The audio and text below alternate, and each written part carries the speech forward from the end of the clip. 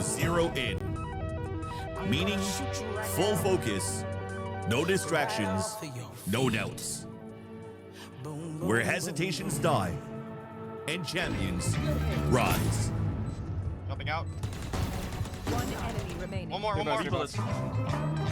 Oh my god! Oh, 20 teams, 3 days, $10,000. An unforgiving bracket. Remaining. Hey, Claire. Oh Omar. Who has what it takes to show everyone what it means to be zeroed in.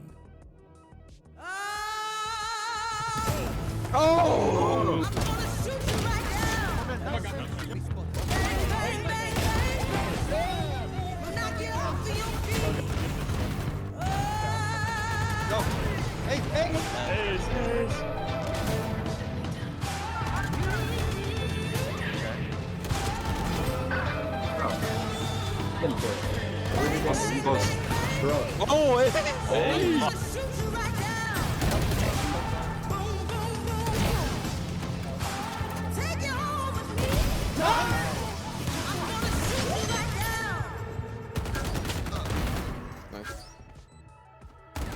One enemy remaining.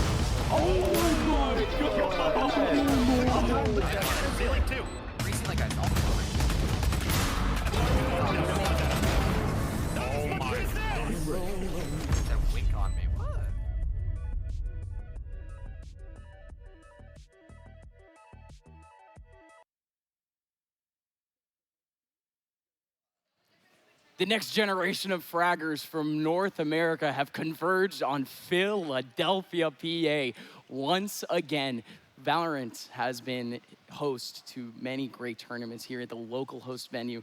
And once again, history is going to be made. 10K on the line for yet another tournament brought to you by Mr. Funhaver. It's 0 in. Ladies and gentlemen, welcome to yet another great weekend of Valorant here at 0 in. We have, hey, what's up, production guy? Hey, what's up, production guy? Welcome, ladies and gentlemen. Hey, we got a party going on here in Philly. My name is Upmind. I'm joined here by Tenric, and we have an amazing BO3 to kick things off. But folks, let's just widen on back. We have had an amazing weekend so far, a full 3-day bracket so far, and yesterday, things heated up with a whole lot of upsets. Yeah, it was a sudden death round of 16 bracket to start things out for yesterday after so much got sorted out from the starting 20 teams the day before that. We're all down to 4 after it all, but the competition was really stiff the whole way through. We expected certainly some favorites, some underdogs, a couple weaker performances, but really, genuinely, every team brought something to the table. Really completely unexpected. Yeah, again, we had a lot of teams here that they've been playing very consistently online. They're near that top echelon, right, of that tier 2. But again, so many teams coming into this that they just tried their hand in a qualifier. Individual players that they have not had opportunities to have maybe a full 5 that they were able to carry online. That's the magic of this format. It was full, like 4 or 5 months of qualifiers here for this one specific tournament. And a lot of these players, again, they're coming into this LAN environment with a little bit of a different look. For sure. There was a lot of different breadths of experience, but everybody got to play a decent amount of Valorant to start out the tournament in the Swiss bracket, where 16 of those 20 teams started out. It was pretty simple. Get 2 wins, you're in. 2 losses, you're in danger. And those 1 and 3 teams ended up playing in a round robin the next day to determine which 2 of those would move on to the round of 16. From there, along with 3 teams that we found out of a separate round robin that was developed later in the day, we got to our round of 16, though we did, of course, lose a couple along the way. Abdi's Daycare, Arrival 7, we have Paper X at Home, and Zeke's Classroom. And here in the round of 16 and the quarterfinals, we had a lot of banger matchups today. YFP Pigeons, that initial 1 seed getting eliminated. We saw Burger Boys exit in the quarterfinals as well. It's really, again, incredible matches the whole way through. Yeah, and again, it is kind of surprising to see the teams that were able to make, quote unquote, those upsets. They still came out of those games with a mentality of, oh yeah, we expected this. this. We still individually are able to frag up against these players. It's just that this LAN was the very first chance that they were able to actually combine those efforts with, with similarly minded players.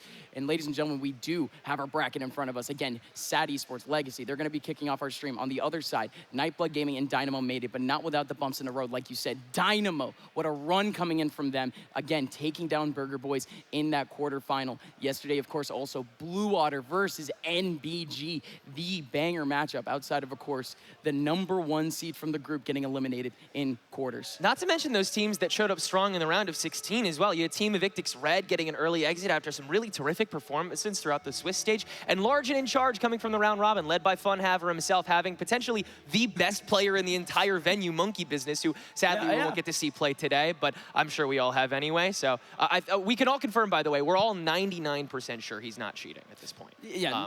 99. But Yeah. anyways, like you said, so many strong teams, but we're down to those 4. Yep. Dynamo and Legacy and SAD and Nightblood Gaming. Those are your final 4 teams. And they all look really like at their peak form today. Listen, 99% sure that he's not cheating.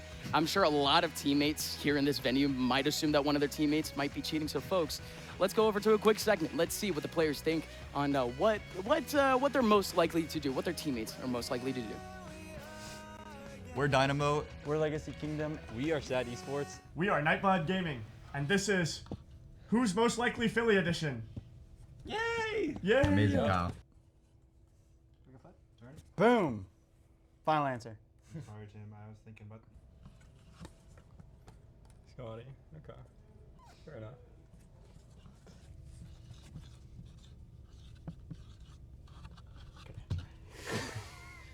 Wait, what'd you put? You put yourself? The old face, bro. I guess this is the only time I put myself, bro. If you guys didn't put me, I was gonna kill myself, bro. Alright. 3, 2, 1. Okay, I just saw style, and whatever that was wrong. Well, bro, did you not hear him say that? Yeah, I heard him. I heard him say, "God, Bro. I'm so drunk, I can't talk." He just Well, got it. no, like the first. No, he actually had us. He actually had us for like a map. Guys, I'm sorry, but I'm so. Bro, I set the tone, but I was dead. 2, 1. Bang. Muddy. So online, Muddy's kind of like a residential no-comer. Or not really, it's just like he'll talk a lot less, but on LAN, he's just a complete animal. He'll just say everything that he wants. He'll call people bad words when he kills them. Like, he's awesome. The Lanimal. He's a Lanimal. He's a Lanimal. Absolute beast. No, you have like a real reason to put your answer. I do. Bro, I actually can't think of one, bro. What is that? Hey, who's that? Who is that? Is that jumping down? look at me. We gotta take a guess. Bro, he's like low-key the same though, no? No, he's way nicer. He's evil online. He's nicer. He's always treated me nice online. I think you guys He's just evil tell online. him He about banned my name in his chat. 3, 2, 1. Oh, Jordan. Everyone's the same, bro. Oh, Sean. No one here is different from online and in person. Scotty. Okay. Fair enough. 3, 2, 1, flip. Boom. Sexy. What do you guys put? I put silly. Sexy? I put I cool. put fly. Oh, fun. No, why are you put fun? Yeah, that's good. The fun is good. The fun is good. W. Oh my god, you're really leaning. Bro, I've never even you seen not that read? fucking word, bro. What? Oh. Give me. Alright, well, if we're doing that, bro, then I'm giving you a second. I'm getting a synonym. Wait, for what this was your bitch. word? Poker tittiness. What is that? What? What's that mean? He's good I'm looking. sticking with my stuff. I erased it. 3, 2, 1. We're the ugliest team in the league. We're the worst team. We're awesome. We believe you. We're really good. What do you mean we believe you? I love my team. Sorry, we're so ugly. They don't know what that means. If you know, you know. You know. Most people won't know what that means. All right, great. Listen, all we're trying to say with that sort of segment, these guys here on LAN are having fun. A lot of these guys, yeah, they're able to compare some personalities online. They're able to compare maybe some play styles. But at the end of the day, LAN brings out the quote-unquote LANimal from these guys. Whether it be the vibes, whether it be in-game, it's a good time overall here in Philly, ladies and gentlemen. Let's talk about the first best of 3, the first semifinal that we have for us here on LAN on Championship Sunday. First up, it's none other than SAD Esports. SAD Esports come into this tournament with a bit of an interesting story, to say the least. First and foremost, to talk about LAN experience from SAD Esports, it's just a null conversation. There just isn't anything to talk about for this team because they just don't have the experience as a full 5, as a core on LAN. They're coming into this with some weirder expectations than what we would expect for a team that has been considered the benchmark of Tier 2 North America. They have stayed in challengers since the very beginning of 2024, have not been relegated, have been able to keep their spots regardless of the roster changes that they're made. But again, at this point, SAD Esports making the run that they expect, but the results from this, again, what are the expectations from this team coming out of this? Genuinely finding themselves, I think, is the big thing coming out here for SAD Esports, making sure that you can stabilize everything on the table and get all of these polar opposite personalities and play styles to mesh together in a great way. Coming into this restructuring, SAD Esports had one of the most threatening rosters of the year in this region, and they showed it consistently with results. But all too often, we saw them make crucial mistakes that would lead to them dropping maps and even matches. The mental boom is in such close reach for these guys, and it showed especially in that YFP Pigeons game. A little bit of insider information, they accidentally forfeited their first map against them in that first match that they played. Luckily, they were able to take that second matchup back again and get their way to this semifinal after playing Pigeons again. But since then, there's still questions about how this team is going to be able to perform on the stage against a team that has experienced his legacy. I mean, just look at the start.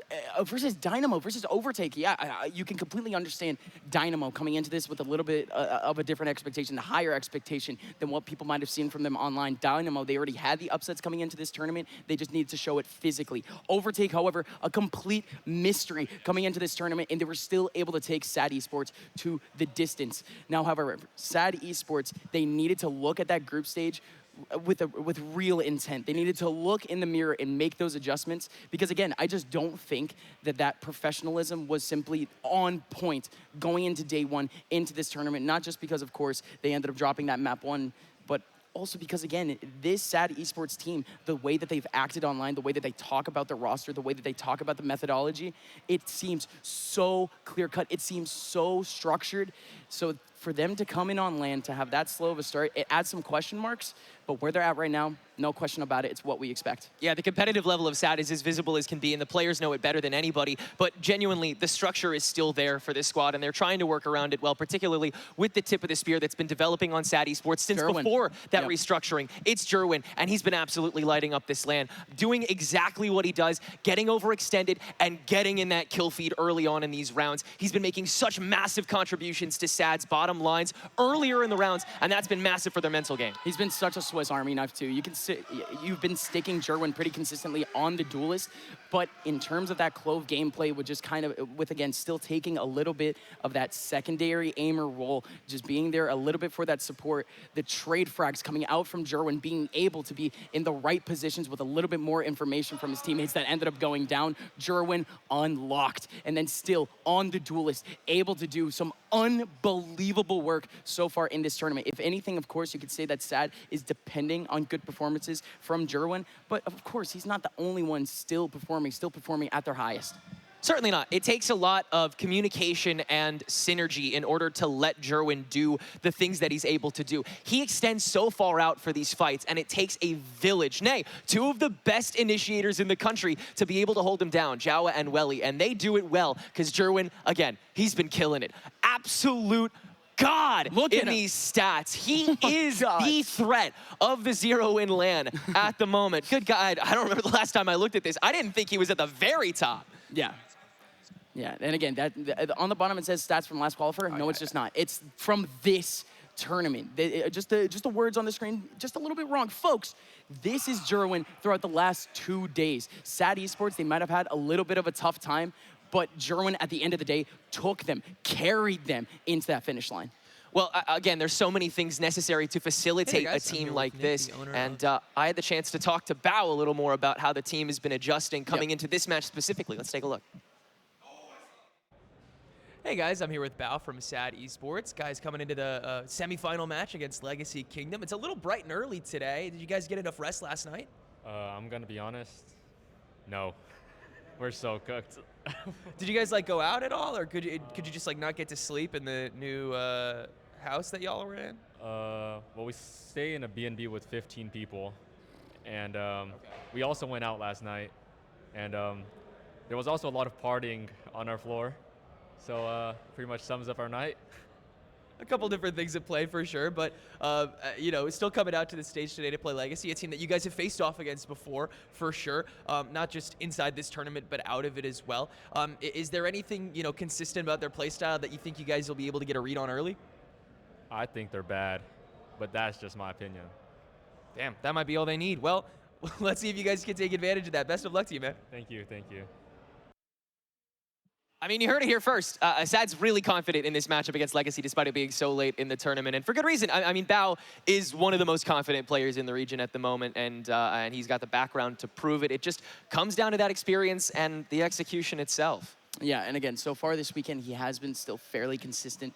Again, whenever Jerwin isn't on that front duelist role, whenever he's not in that secondary role, it is usually Bao to kind of be that, that information grab and immediately have to react off of that information. And he has also been super cool under pressure. And that's exactly what this team just needs right now on LAN with a team that, again, just doesn't have that sort of LAN experience together. Exactly, yeah. You just need to make sure that you keep that chemistry, keep that synergy, keep that teamwork intact. And on that note, let's talk about Legacy Kingdom a little bit, because their whole thing right now seems to be power of friendship type beat moving forward. Let's get this real chemistry together so that we can show exactly how good mechanically we really are. It feels like they have to do a little bit of the latter before they get to the former, despite the fact that all of these players are beyond experienced. Yeah, absolutely. Jonah 6 coming in from day one of the game, same thing with Blast.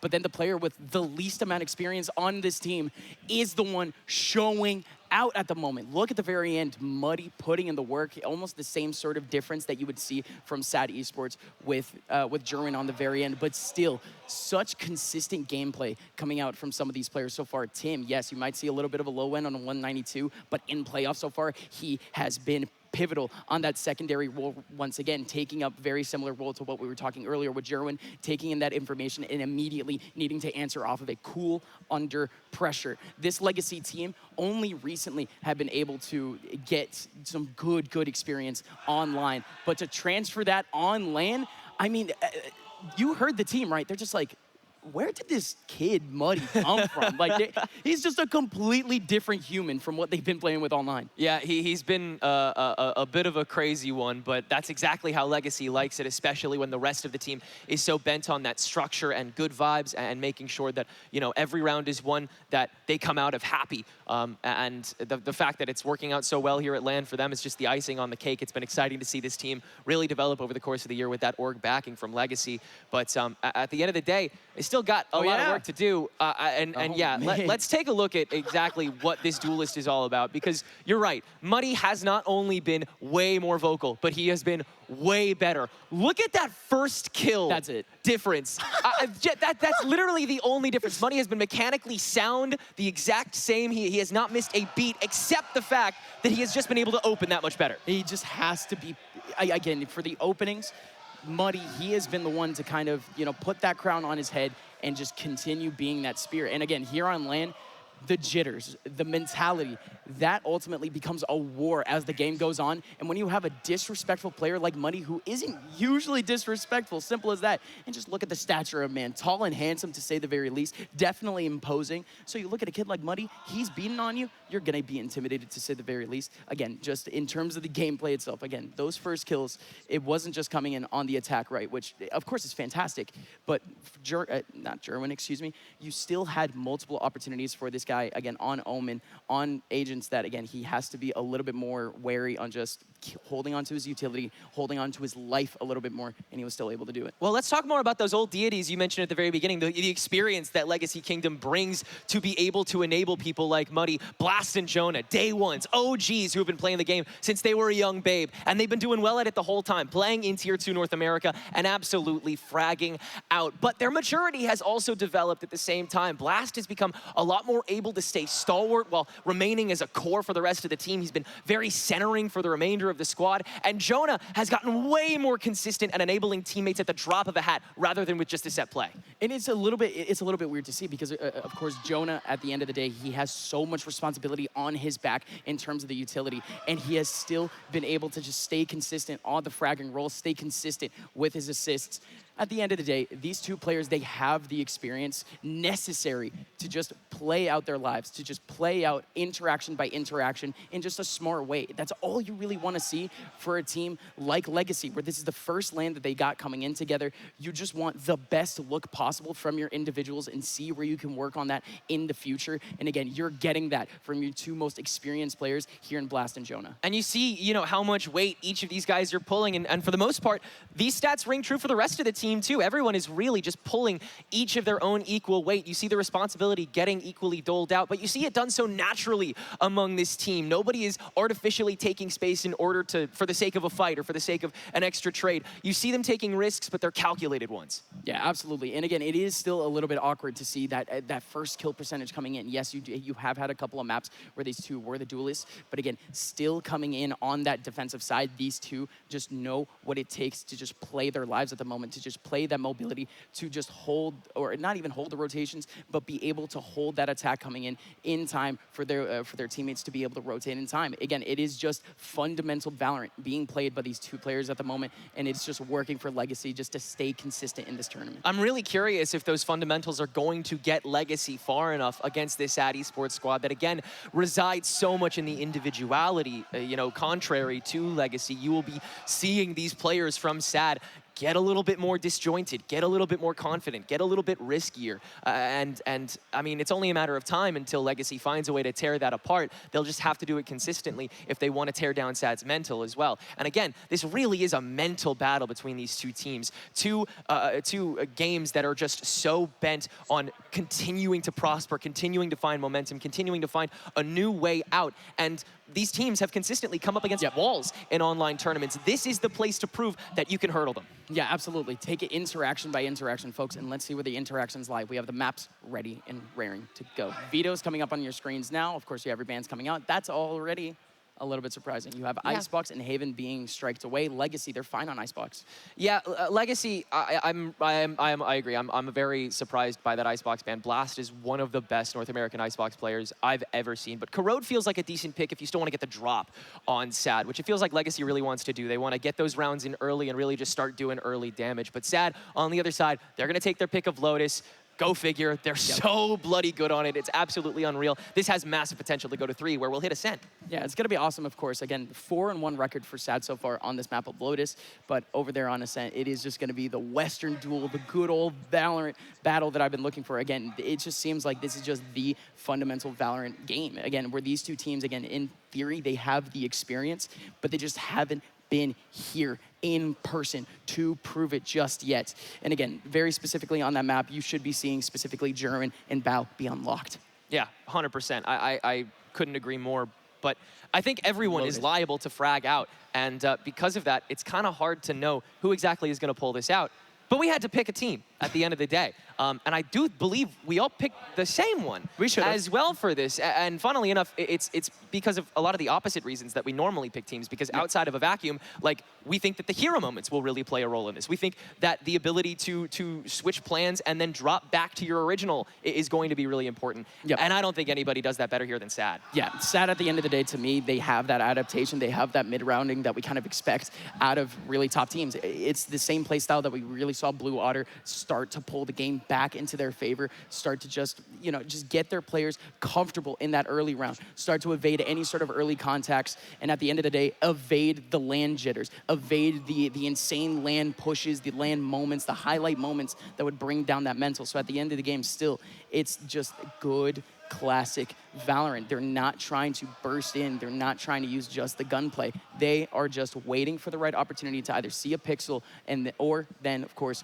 just combine their utility, all 5 together, to just re-exec into the site that they had first made that contact. Yeah, keep in mind, this isn't exactly SAD's match to completely lose either. Legacy Kingdom has been no stranger to comebacks, especially in this tournament. Multiple comebacks from 8, 9-round deficits to be able to win out matches. Again, 3 or 4 games into the day when Legacy should normally be so fatigued. So they will be willing to go the distance every step of the way, and their mental is going to be really hard to stop from resetting outside of a map. Yeah, again, SAD. Just in my idea, they have to be the favorites coming into this one, but this first map of Corrode, of course, Legacy picked it out for a reason. They were the ones that ended up having those comebacks on that map period. So again, it's just, if there's ever a map that you can at least get that mental reset on for Legacy, or at the bare minimum, be comfortable when the map starts, Legacy, they found their right map. But SAD Esports, they're coming into this one with dominance on the mind, and they're gonna be coming in on the stage right now.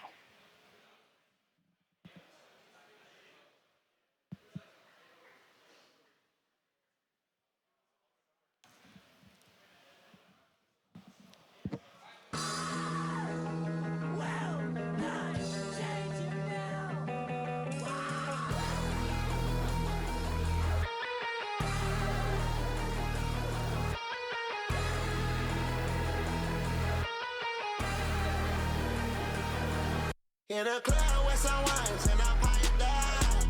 Shawty got me out too high. I be stepping on a beach in some white ones. Can't control, I think I'm too fly.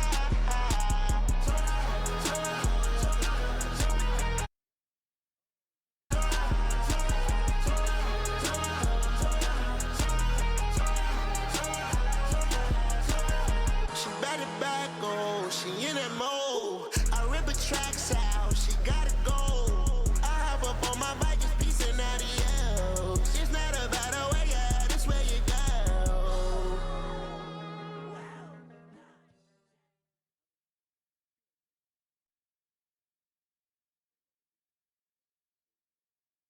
Upper echelon of this scene in North America, this side of North America, it's none other than Legacy.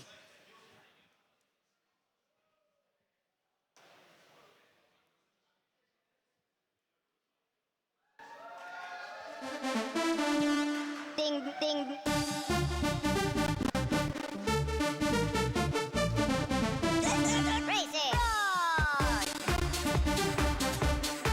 Yeah, the More party. song choices like this. Yeah, no, incredible.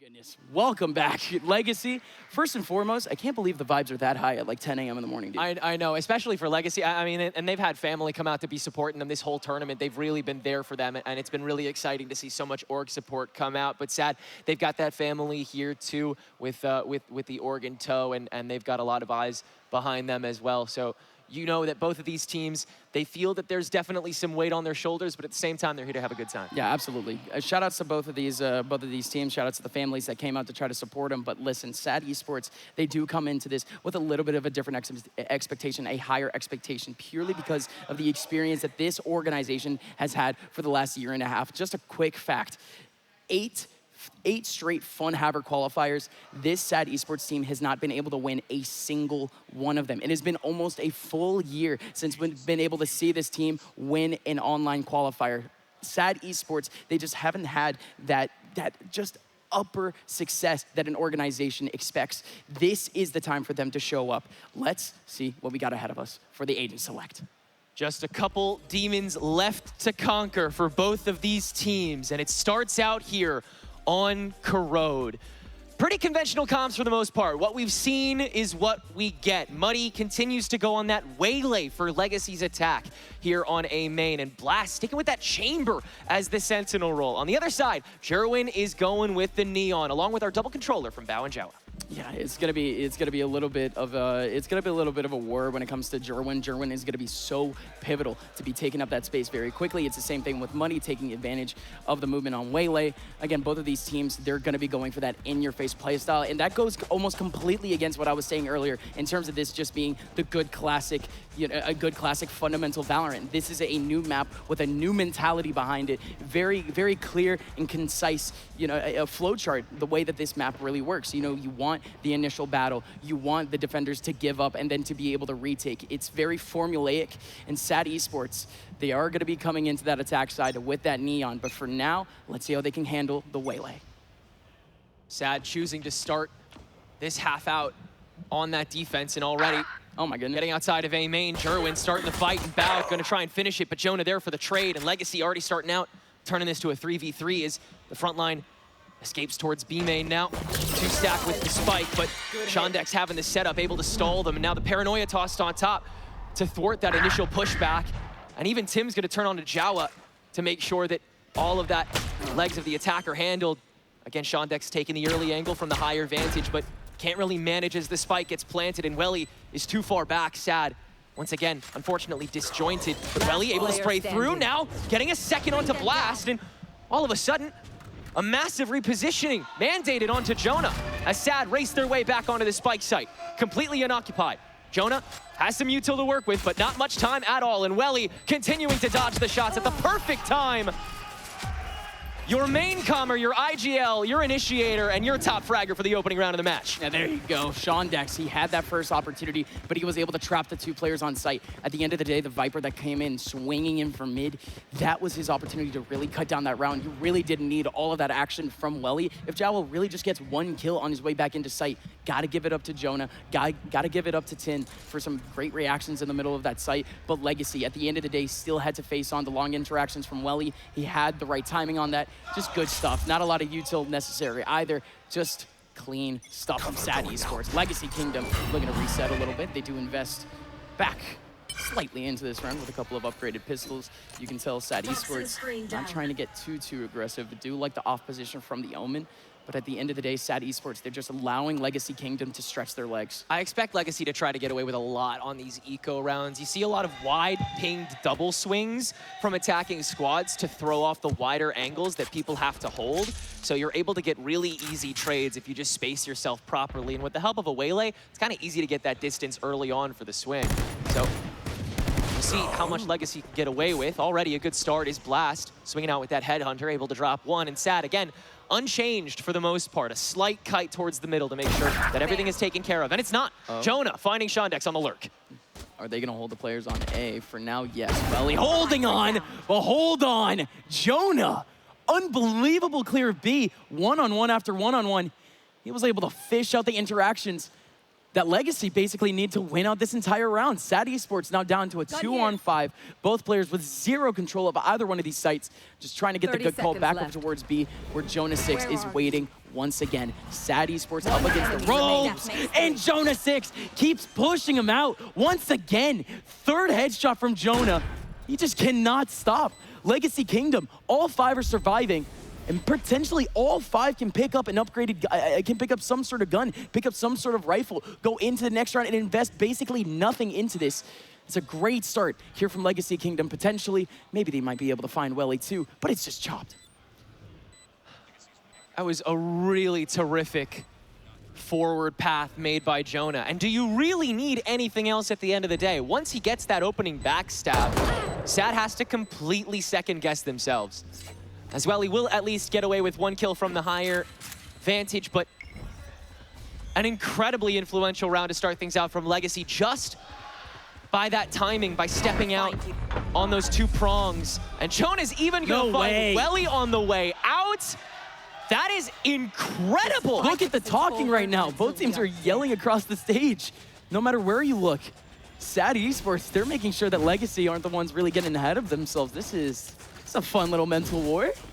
I'm already loving it. It's so fun to see, but you have to get that quick adjustment already in from SAD Esports. They've stayed pretty widespread, but also not paying too much attention to mid in the early rounds to be able to manage how quickly Legacy can push with the help of the Omen and the Waylay. It's tough resource management on this defense. Now Sad Esports, now low in their own eco. They're gonna have to readjust. Try to pull in all the numbers together, try to combine the efforts. It just does not work. Good position from Blast, Corrupt for the response. That's basically all that you can really account for the rest of this round here for Sad Esports. Legacy Kingdom just establishing themselves from the last round. That economy just growing and growing and growing. Sad Esports need to somehow chip away at this. They're looking just for the one-on-ones. But this next round is just going to be so pivotal. Sad Esports are trying to make that next round's job just that slight bit easier. But this is some great fundamental stuff from Legacy Kingdom. They did not bite on anything this round. They did not go towards the mid side. Everyone that's falling back up towards B main and A main grouped up together for the trade potential, and the trades are not necessary by any means. One player remaining here for Sad Esports. Immaculate patience the whole way through, and again, Legacy knows they're going to be able to get away with that quite a bit during this attack because of both how quickly they're able to get on site and how quickly they're able to function in those fights because of that. The Waylay, the Omen, the Chamber, so much mobility, so much natural mobility, and it will lead to a second round going to Legacy Kingdom. But now comes the attempt at the snowball, the time to get that economic generation so early in the game. Let's see how they discuss it. They're fighting for A-line for some reason. It's really weird, but they keep putting like 2 here. I think you guys can look to off last contact, and if they're A main, they're not Rooster. If they're A main, like, you guys gotta take it. We should call as well and I'll fly mid, or we'll just contact them together. Right, they walled A main again. It's the same thing. No, we're just hiding. We're just waiting mid, okay? Yeah, wait. He's gonna. I'm going top the box, okay? Yeah. I'm to mid. Nice. They have no smokes, or no main smokes. Nice. Let's just do things together. Come back, mid. Come back. Yo, can you They're clearing up mid. Can you Let's get? just hold past it. We're holding past it. They just cleared mid. Let's just hold for like 10 seconds. I'm gonna flash wall again. They might walk into our crosshair, Tim. They're walled up. They could face you. Alright, can you wall up in a sec? And I'll prowler mid. 80 charge on it, yes. Alright, it's up. Prowling mid. Bring them down. Close right clear, close left clear. Prowler towards Rooster. Could be upper left. I'm resmoking top. Right, they're trading wall charge. We need to go like I'm gonna prowler this. I'm gonna tether this. Alright, wall down. Look at the tether. Left side's clear. Close left's clear. We need to take this. Yeah, I'm gonna prowler Rooster. Let me peek, okay? Yeah. Close right. You guys ready? I'm gonna prowler this. One more. Back up. Neon on me. I gave it. Nice. Together. Get your money. I want you to get back. Outside. Hey, just live, Tim. Play a post. Okay. Spike planted. Yeah, blind. I'm holding Rooster, flank. I'm gonna take deep Rooster. I have blind off top. We should save. I'm gonna start hunting already. Yeah, I have orb on bomb and then I can molly too. I don't want 5 guns here. I want an op, so I'm gonna push. Yeah, good. Alright. I'll go with you guys. Why do they keep fighting A main, bro? They're gonna stick to their game plan for now. Like I'm saying, just chill them, keep fucking them guys. They're gonna abandon the game plan and just chill. Okay, promise. They're gonna stick to their game plan for now though. Just keep shutting it down. We're doing good. They just flash me. The B trap. They're sitting on B somewhere. I think they're in spawn. Shooting, I'm scaring them. I'm telling them I'm coming. I'm coming! Nah, you're him. You're Last player standing. What? Let's go! W save! Yes! Him is saving. Him is fucking saving. That is good. Well, you heard it all there, didn't you? Mud getting nice and vocal. Jonah reading this Sad Esports mentality like a book, and continuing to question why Sad tries to fill in that blank on A main after Blast got such an early pick. And again, just one by one, the players just going for the extremities, and that's just so tough. Once that mid aggression is already taken by the attacking side, the defenders there on A, they do have to scramble a little bit. If they just don't have a uniform idea, if they don't have a flowchart to go back into the back of sight together as a team, those battles are going to be so individualistic, and it caught them off guard. Sad Esports now rebattling 4 players back over towards the mid side, looking to push the situation. Legacy Kingdom, they are stuck over in A main. Just boxed at the moment. Yeah, they tried to brute force it early on, and they got stumped up early, so now they got to fully reset, wait for Sad to make a mistake, and 3 stack on mid. It's only a matter of time before somebody swings out, and Jerwin does, and finds Blast. A moment of a lack of attention, and now it's Legacy who have to try to go for those backstabs again. A speed run of A main as that 3 stack is there, and Legacy take advantage of the guaranteed space with the help of the Nightfall. Getting onto site, guaranteeing that plant, and a 4v5 with better guns.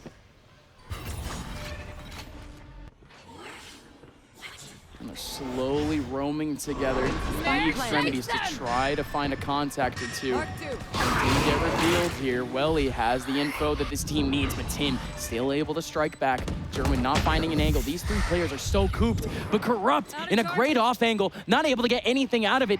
There goes the kill from Jerwin, and here comes the exit into sight. These two players boxed in right now, but they need to actually enter in. They need to enter in the temple, where Tim waiting on the other side of the smoke. Welly needs to go crazy here, but it's just not gonna happen. These peaks are so difficult. This retake is so difficult here for SAD Esports. So many corners to try to clear. Their one recon is gone. No more prowlers. They're just raw peeking. Try to go in with the pistols. Jerwin able to get one other, so at least a little bit of that eco damage, but more importantly, the W going back towards Legacy Kingdom for now.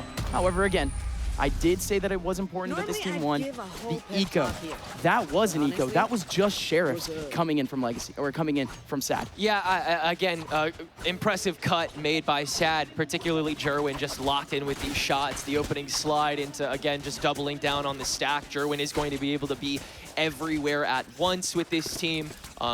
But still, you have the better guns. Like you said, it's so tough to clear that site when you have minimal, tools at your disposal. And SAD, now comes that other reset as Legacy look to fight mid heavier than ever now that SAD have to dole out that presence again. I'll find you. Quick game for grabbing to the bottom of mid. Nobody's going to be able to respond off of that, but Welly at least exposing the presence. Be right It's going to be a back. bit of a battle too. They smoke off top mid to try to isolate the A-Link as much. Goodness, this is just such a weird peek here for Muddy Frisk, trying to go into the smoke with the waylay. They got the C's out. They got some sort of information, but that's really just it. Toxin screen down. Well, he doesn't have that stall tool anymore, so you could have a really easy path into a pinch, There. but there's no one A main. And the Blast lurk is over in B, nobody's going to peek him. Yeah. This util is too heavy. It's so hard to break Vice this early in the round. This early in the half, even. Oh, and Sean Dex gets it. Yeah, Blast. There's so much you're looking into, man. And they're still going right into him. Sean Dex able to put up yet another trap, yet another way for yet another bump in the road here for Legacy Kingdom heading onto the site. But somehow, Corrupt around the corner able to take down Sean Dex. But Jawa, it's all him. 3K from Jawa off the one clip. Jonah going for this play now. Prowler right on him, but he's going to be able to survive off of it. He has some time, but the paranoia is perfect here from Bao. Bao striking down on Jawa, or on Jonah, and there goes the round for SAD.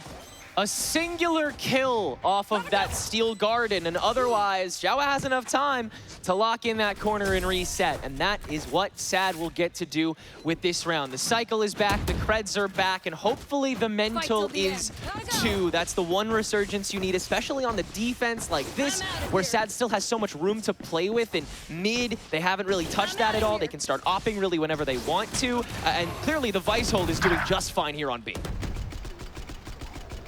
Right, it was starting to get a little bit scary seeing the adjustments coming up from this team, potentially getting a little bit too aggressive for their own good, a little bit too individualistic for their own good. But at the end of the day, SAD Esports, they hold on to their sights, they tuck their tails, and that alone wins them out the rounds. Again, big shout outs to the Vice, big shout outs to the Steel Garden, but this is gonna be Jerwin now, just focusing on the frags, focusing on the aim.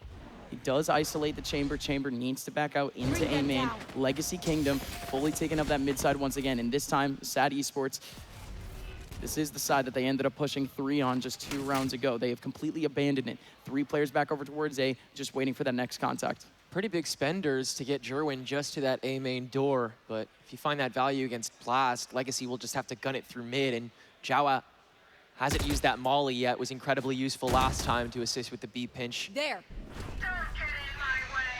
Hit up on that link though, and that'll force a second guess from Legacy. Waver over towards the A pinch now that so far up, but Jerwin's held it the whole damn time. Well, able to go hold. Well, he's gonna have to dance a little bit, but Paranoia right in his face. Waylay doing the same. Beautiful play from Muddy. Looking for a little bit more, but now they're stretching themselves. They're establishing themselves right here in the middle of this A side. They're gonna be able to plant. Jerwin looking for an angle, but nobody giving it to him. Jawa is able to burst in and still able to find something back over towards that mid side. So awkward there from Legacy. Now these 3 players on the A side, they're in great positions to be able to succeed, but they don't have the man advantage. Peek, double peek out the smoke. It works for Muddy. Jerwin gone. And now these Sad Esports players, they've been corralled basically to the same choke point, getting into sight. There goes a TP, but that goes right into the middle of Tim. Tim looking for 3, and he got them all. Sad tries the only thing they can do when they know there's 3 stacked up on the site, and that's TP to bait. But so much awareness, so much management of this map from Legacy, which they clearly know so well. It's segmented clearing the whole way through. Almost like your mom when she's not sure if you're asleep or not, like softly knocking on the door of each room. Hello, anyone in here? Yes? I'll go over to A. Oh, man. And Legacy, that browsing around temporarily, with still like 40 seconds to go, it leads them to the right spot, and with still so many ults on the table. Dude, I don't know what you're talking about. It would be a bowl of ice water, making sure that I was awake. Bye-bye. Coming in with a little bit of mariachi music, just walking into my room, just making sure all the senses are activated. And I don't exactly think that that's the approach here. You know, they're trying to catch them off guard. It's exactly what you said. Blast down alongside the rest of Legacy Kingdom, looking for a war. Over towards the mid side, the defenders are looking to clamp with the pistols. Corrupt's able to get one over towards top mid. Jawa and Welly, it's working out. Welly getting yet another one. We're back down to a 2-on-2. Feels like Legacy tried to stack on top of the screen, but Sad nipped it in the bud too early, and now again, Legacy forced to question that TDF getting contributed as well. They'd really love to weaponize these long chokes with 55 seconds to go, but they also don't know where these last 2 members of Sad are.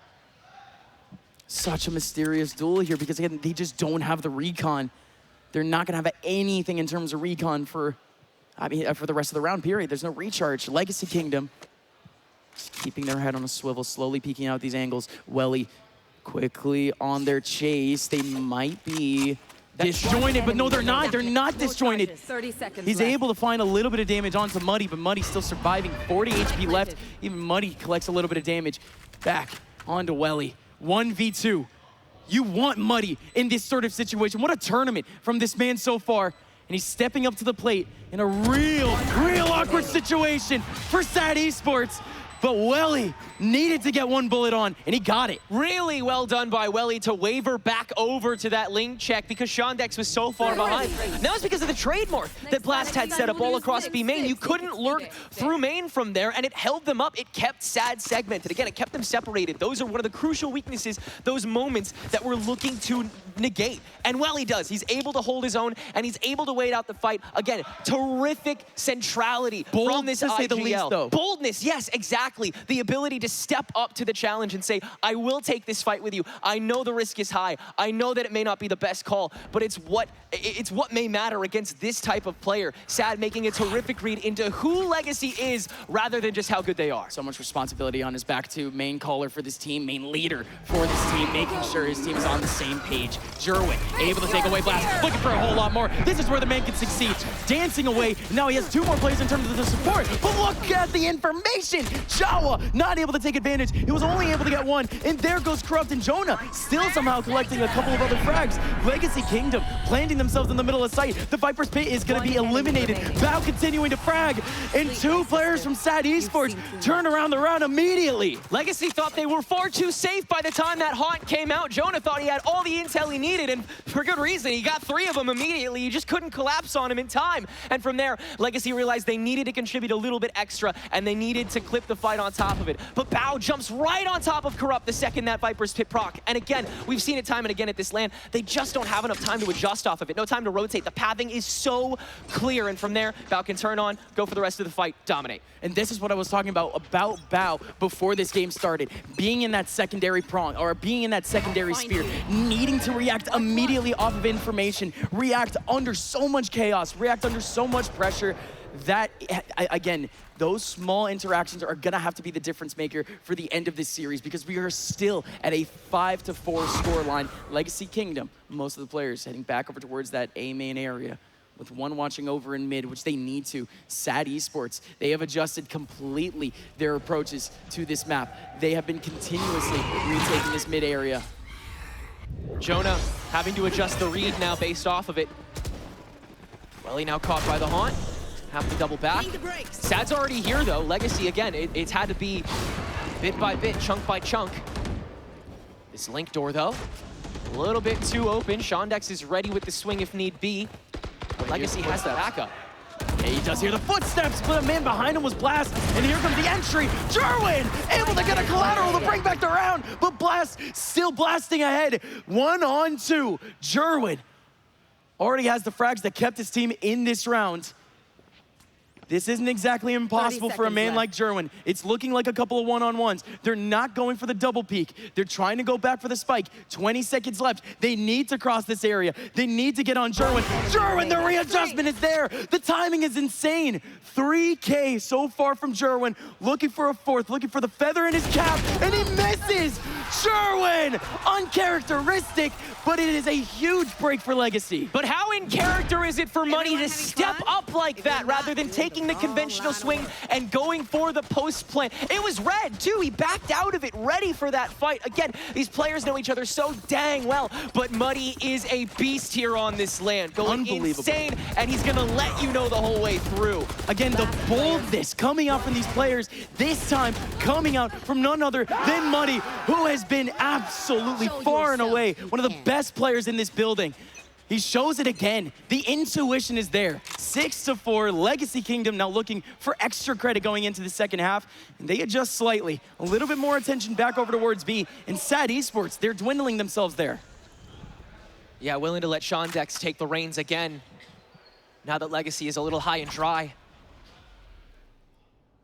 Options really starting to wane on both sides in these last 2 rounds of regulation for the half. But still mid. So tempting for the defense when Legacy doesn't show any presence in it, and Jerwin is way up. Oh my goodness. Oh, let's do a little loop-de-loop. It's just the info. There. You might see the trademark too, and that's gonna hold the rotations. Oh my goodness, what is this? What is this? But now they don't know. Legacy Kingdom has zero idea that this A side is open, and they're not biting immediately. This is just so awkward.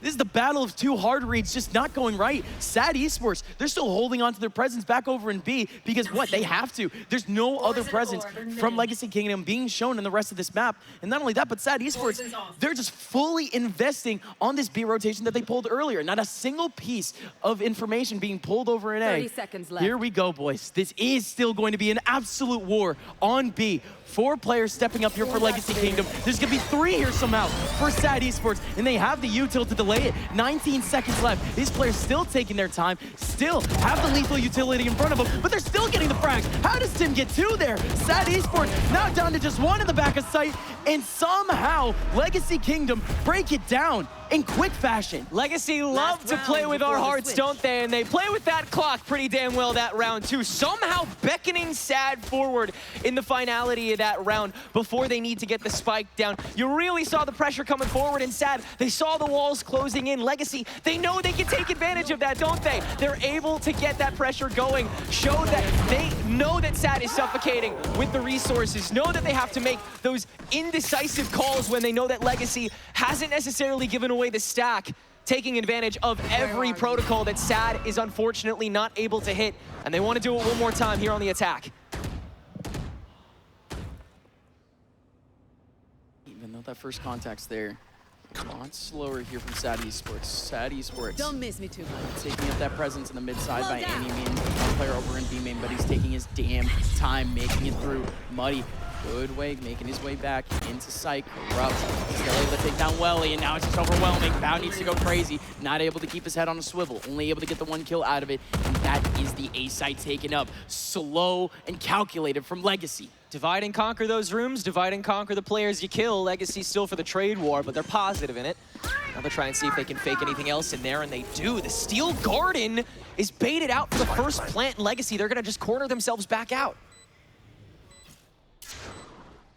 And they're still attempting. Jerwin goes forward through the smoke. Okay. Jawa takes him out. Jawa, what? What? Yeah, I got questions about that one. What? Okay, he still misses that. He still gets another kill.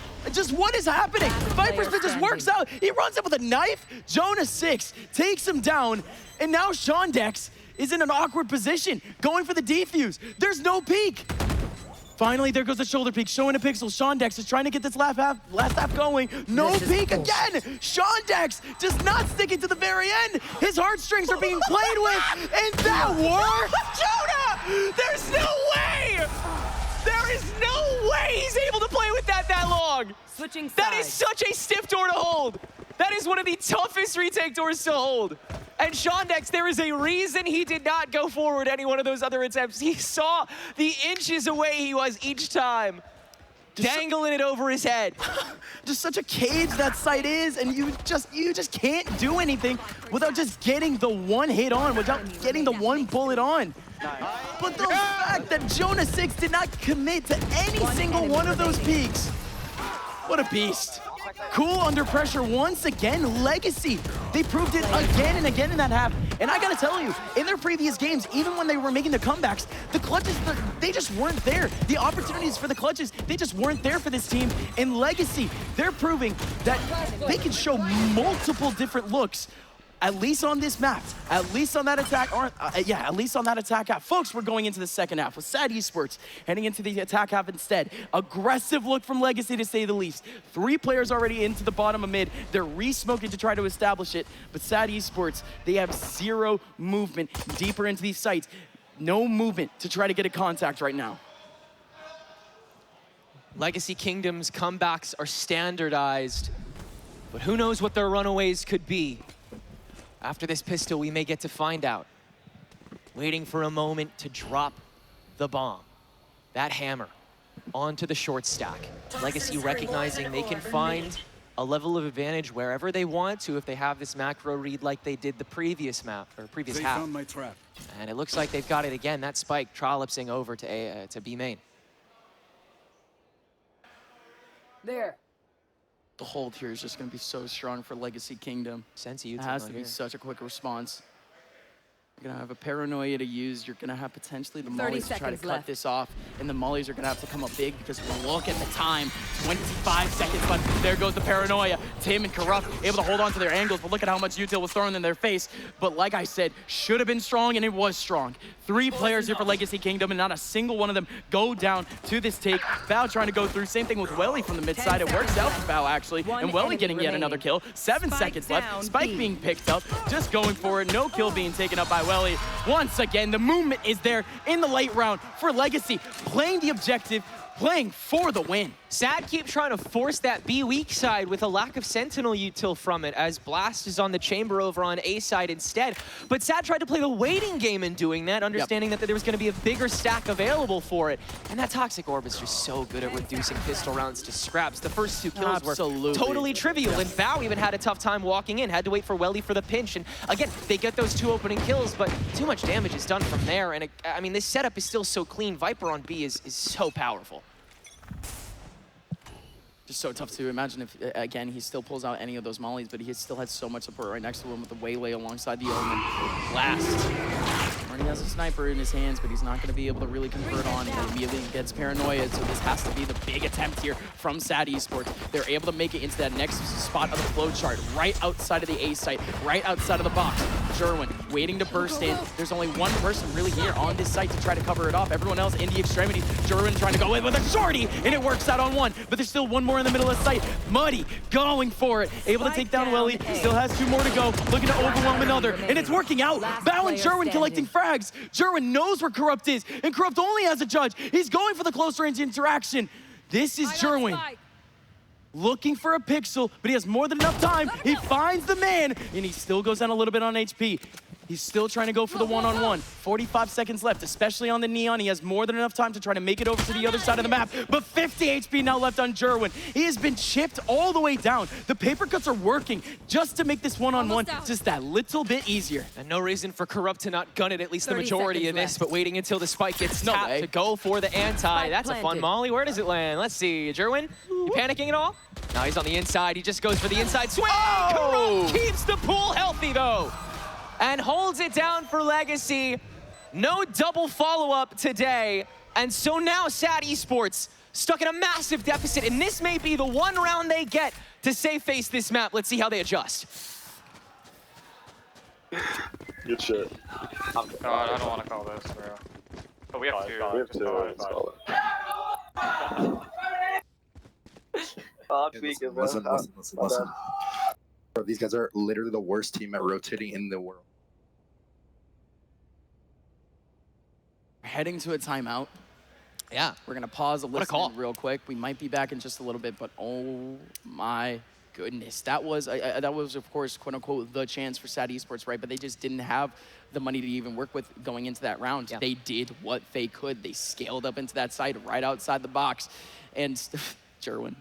Yeah, something about him, I swear. He just keeps popping up, doesn't he? Yeah. And I mean, he is such a crucial multi-tool for this team, able to, again, take the tail ends of these rounds to such, you know, high highs. And again, SAD is used to having really low lows as well. So yeah, the volatility persists here on Corrode, obviously, but you can really see why Legacy Kingdom feel comfortable here. It seems like they have a very good read on how to properly weaponize the defense. So you got a lot of like natural weaponization, but SAD have a lot of options still here at their disposal. Let's see what they came up with for this bonus. Here you go, bro. Go up money, but yo, careful of a fast B play. You guys have been lurking. Right? But you guys you should take just TP. Are you gonna do this? Yeah. Let's do the same Guys, thing we watch did out for a last fast time. B rush. cross, Watch so out they for them to fucking run at cross you. him, cross Trap him. or trap Wall you. up and then dog, yeah. One white man. Wait, they just slowed TP man. After fighting. TP. Let's face Yeah. that, come hold. Green face. Be down men on us. Be down men on us. 40 on a chamber. Walk an elbow. Just walk an elbow. Walk an elbow. He's gonna have a judge where I'm eyeing. I'm facing mid though. Bro, we just sit here now. Yeah. Don't peek, Carter. Yeah, I'm holding Be mid this. walk. They just re-IP man. Okay, elbow. Yo, they're gonna lean off B. They're gonna lean off B. Yeah. They're walled up. Mid's reclear. Guys, Walk up B-bow. There's one white B man. White B man. Yeah, let's speak him you just together. leave us here. Leave me and Erwin here. You He's guys on me, 3 men he's on reclear me, mid. chamber. You guys 3 men reclear mid.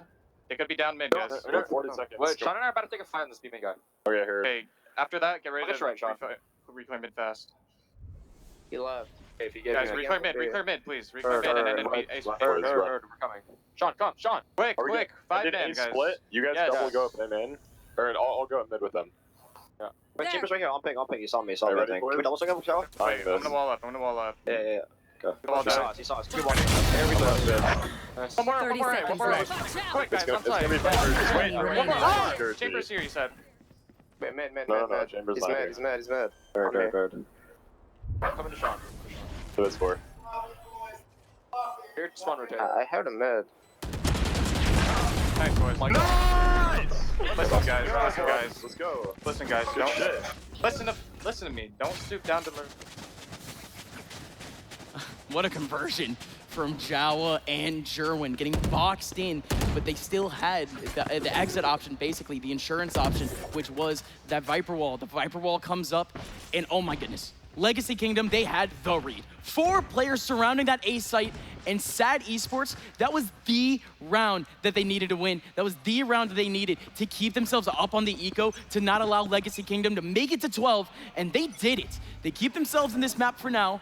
Legacy Kingdom looking for some cheeky options early on in this round, though. The first of many mandatory rounds for SAD to win. Another terrific haunt by Welly that catches a member of Legacy off guard. Corrupt already calling for maybe a bit of a lean, and that'll let SAD recline again, take their pot shots with this remaining 80 seconds. Maybe cause some mid-pressure after that toxic screen dissipates, but they have had a lot of trouble bridging that. May just go over to A main, where Blast is sitting with this op. Good luck, have fun, boys. Let's see it. That being SAD Esports, Blast needs no good luck whatsoever. He needs no well wishes. He already knows for a fact that this man can frag. Let's go, baby. Blast has 3 targets on the other side of his screen, on the other side of this wall. Let's see what he can do with the flowchart. Let's see what he can do with the first contact. He's able to get 1. Spike down A. Tips out. He's in a little bit of a better position for that second angle of the flowchart, though. SAD Esports, this angle is so much wider. There's going to be some heavy pressure to their left, but they do have the Viper Wall, and there's Blast. Yep. Both steps of the flowchart working out for the man as he picks down the 2 he needs. But this is all Corrupt. He runs out of toxins. The attacker's heading in. The judge works, though. Corrupt blasts through 2. And now SAD Esports left down to just 1. 20 seconds left. This one is chalked. Legacy Kingdom. They get the 11th that they were looking for in the last round. 2 massively 10 seconds influential left. double kills performed by 2 immaculate reads. Blast, understanding the trajectory of that relay bolt he had no doubt was coming, like a kindergartner's book, able to back out just enough to take that space in that second snipe. And meanwhile, I mean, Corrupt's got the judge, and he's got no pressure on him. Thank you very much. What a round from Legacy to set them up for a massive win on their map pick. Massive rounds coming up now, period. For both of these teams, it's going to be low on eco. Like you said, Legacy Kingdom. This has been the map that they've been able to slip away from their opponents, regardless of how the map ended up going. And it really is like close. It's That's exactly inches it. every time. That's it. Legacy Kingdom, they had to battle back so deep on this map. They went down 10-2 in the first half of one of their games, and they were still able to make it back to overtime coming out of the second half here on Corrode just a day or two ago.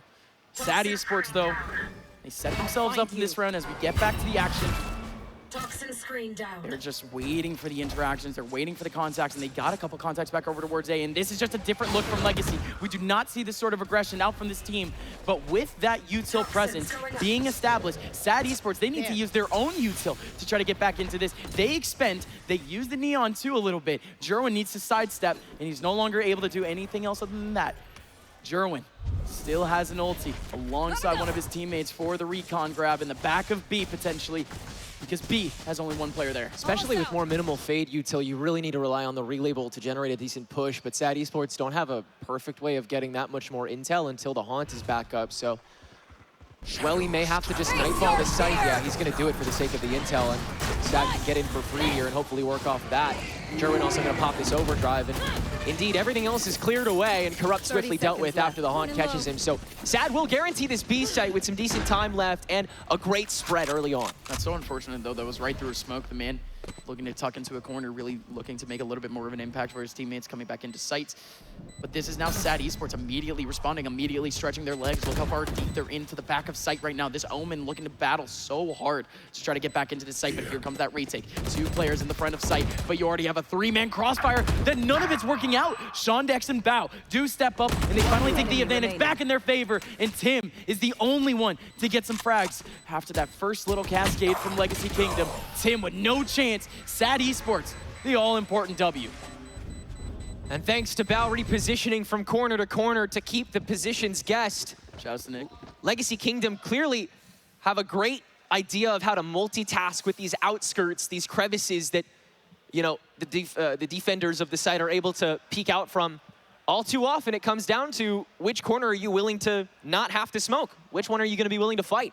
And Legacy's multitasking was superb, but again, that natural mobility and the kits of these agents that Sad is able to weaponize to continue switching up the battlefield that each player walks into, it's the perfect tool to, again, gain that hairpin advantage. Flash placed. Flash rate. Again, it necessitates them getting up right to the doorstep of B for that mentality really to work out. But that's exactly what they did. They had a Nightfall, they even had a Neon Wall if they absolutely needed it.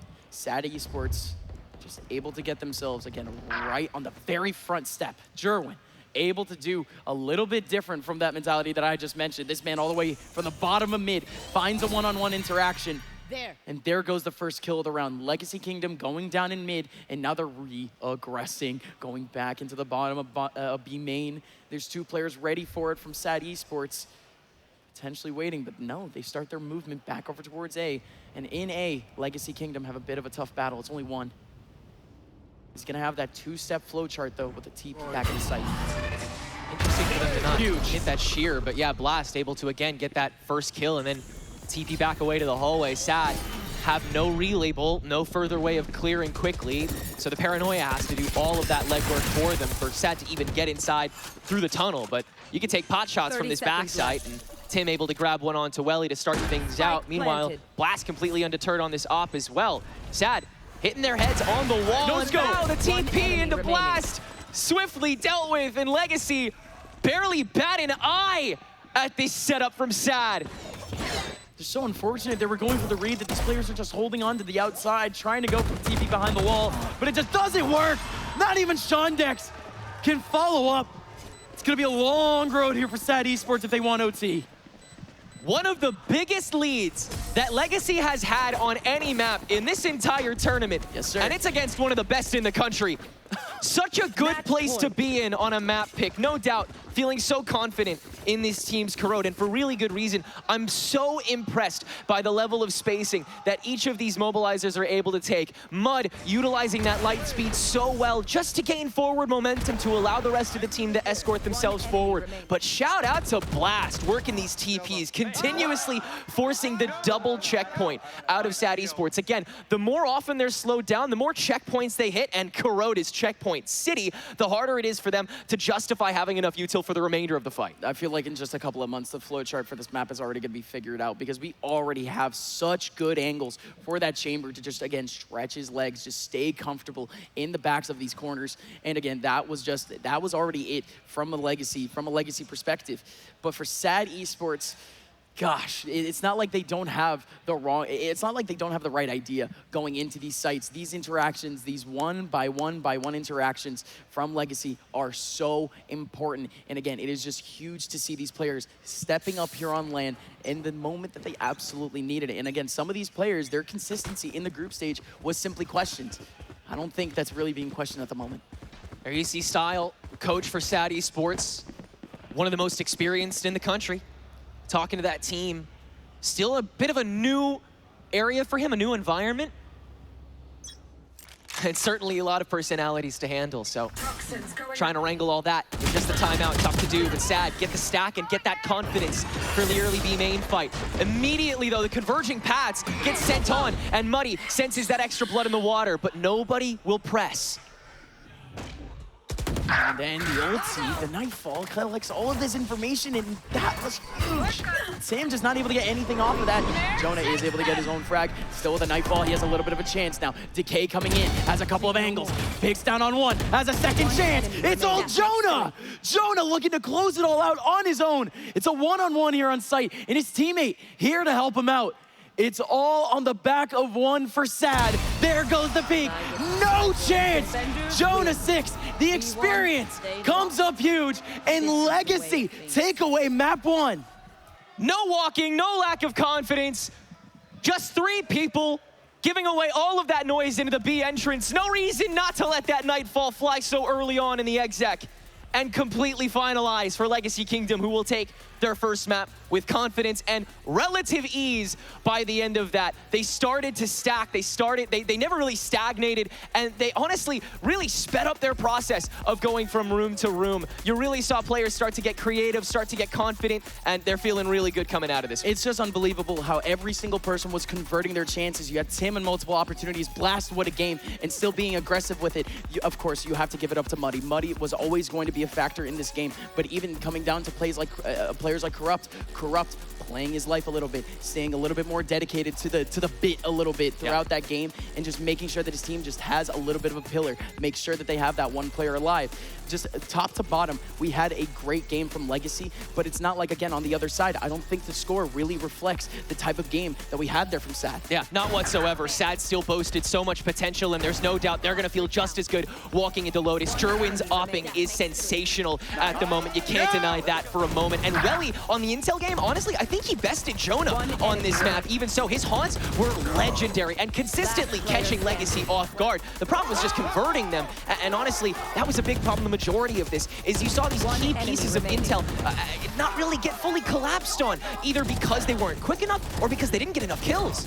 It is a little bit tough too, though, because again, the early rounds for Legacy, they were so slow in a lot of cases, and it also is a little bit tough to see that constant readjustment from SAD Esports in that first half on their defensive side. Yes, it ended up helping them a whole lot, but at the end of the day, it added so much mystery to whether or not these ideas were even going to work, because again, Legacy, they were slower at the beginning. They were searching for that recon, for that information, for those first contacts. They just weren't jumping into these situations as you would expect potentially a younger team to do. The discipline and the dedication to that discipline showed. Yeah, the ability to be so confident individually on those outskirts of the B and A hallways, it was really impressive to see from a team like Legacy Kingdom, who is normally so bent on being strung together by, to some degree. And that buddy system did play into form when SAD started generating any level of space. But apart from that, they let a lot of these players kind of just do their thing for a while, have their way with the canvas, and Legacy painted us a beautiful picture of a game. There is Jonah at the top of the leaderboard, justifiably so. Such an influential player player, both with the guns and the intel. It's just a little bit ridiculous to see some of these stat lines from Sad, though. Jawa, he had a really good game in terms of the impact performances, still coming in at a 12 and 18. Bao and Shondex standing on his own multiple times throughout that first half. He needed to convert so many more opportunities, and Bao, being that secondary aimer, being that secondary spear, just was not able to thrive more than just in 1 or 2 situations. Bao just did not have the right positioning with the rest of his teammates to be able to just get in the thick of these battles. These battles were being fought a little bit later than usual, and Sad, again, continuously on that first half already, just getting pushed up against the wall. That's the 8-4, and then in that second half, we saw it. Incredible stuff from Legacy, and at this point, Legacy, man, that corrode map, it just proved what we had seen from that group stage, that this team really is playing to their strengths at the moment, and again, they seem like they have found a bit of a gap in Sad. Especially here on Corrode, it wasn't only playing to their strengths, but recognizing the things that they could ignore a lot of the time with Sad Esports. Shondex's util really didn't play a role for the majority of that. Which is crazy. And Bao, really mobility was the answer. On top of a paranoia, you couldn't really do too much. But look, Sad is going to feel just as comfortable when they hit their map pick of Lotus. They have a lot to offer there, and Legacy, it's clear they do too. We'll see where we take things when we head to map 2 after the break.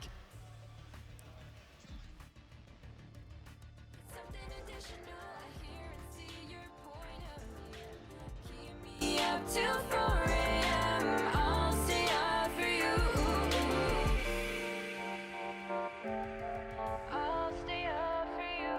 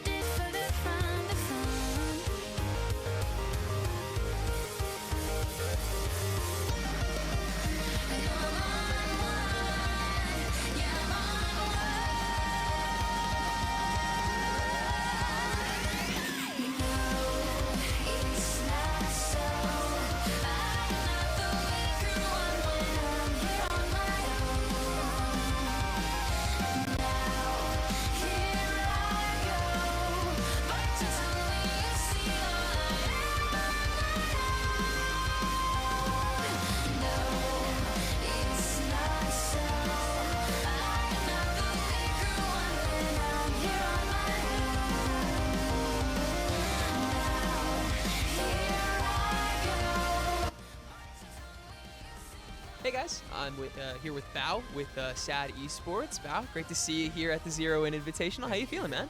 I'm feeling pretty good. It's been a long day, but I've had a lot of fun so far. Yeah, for sure. Hey, still a lot of tournaments to play, but you guys have come out looking like a really solid team. You guys always do at the end of the day. How has it been adjusting to the new environment? I think the new environment's been pretty good.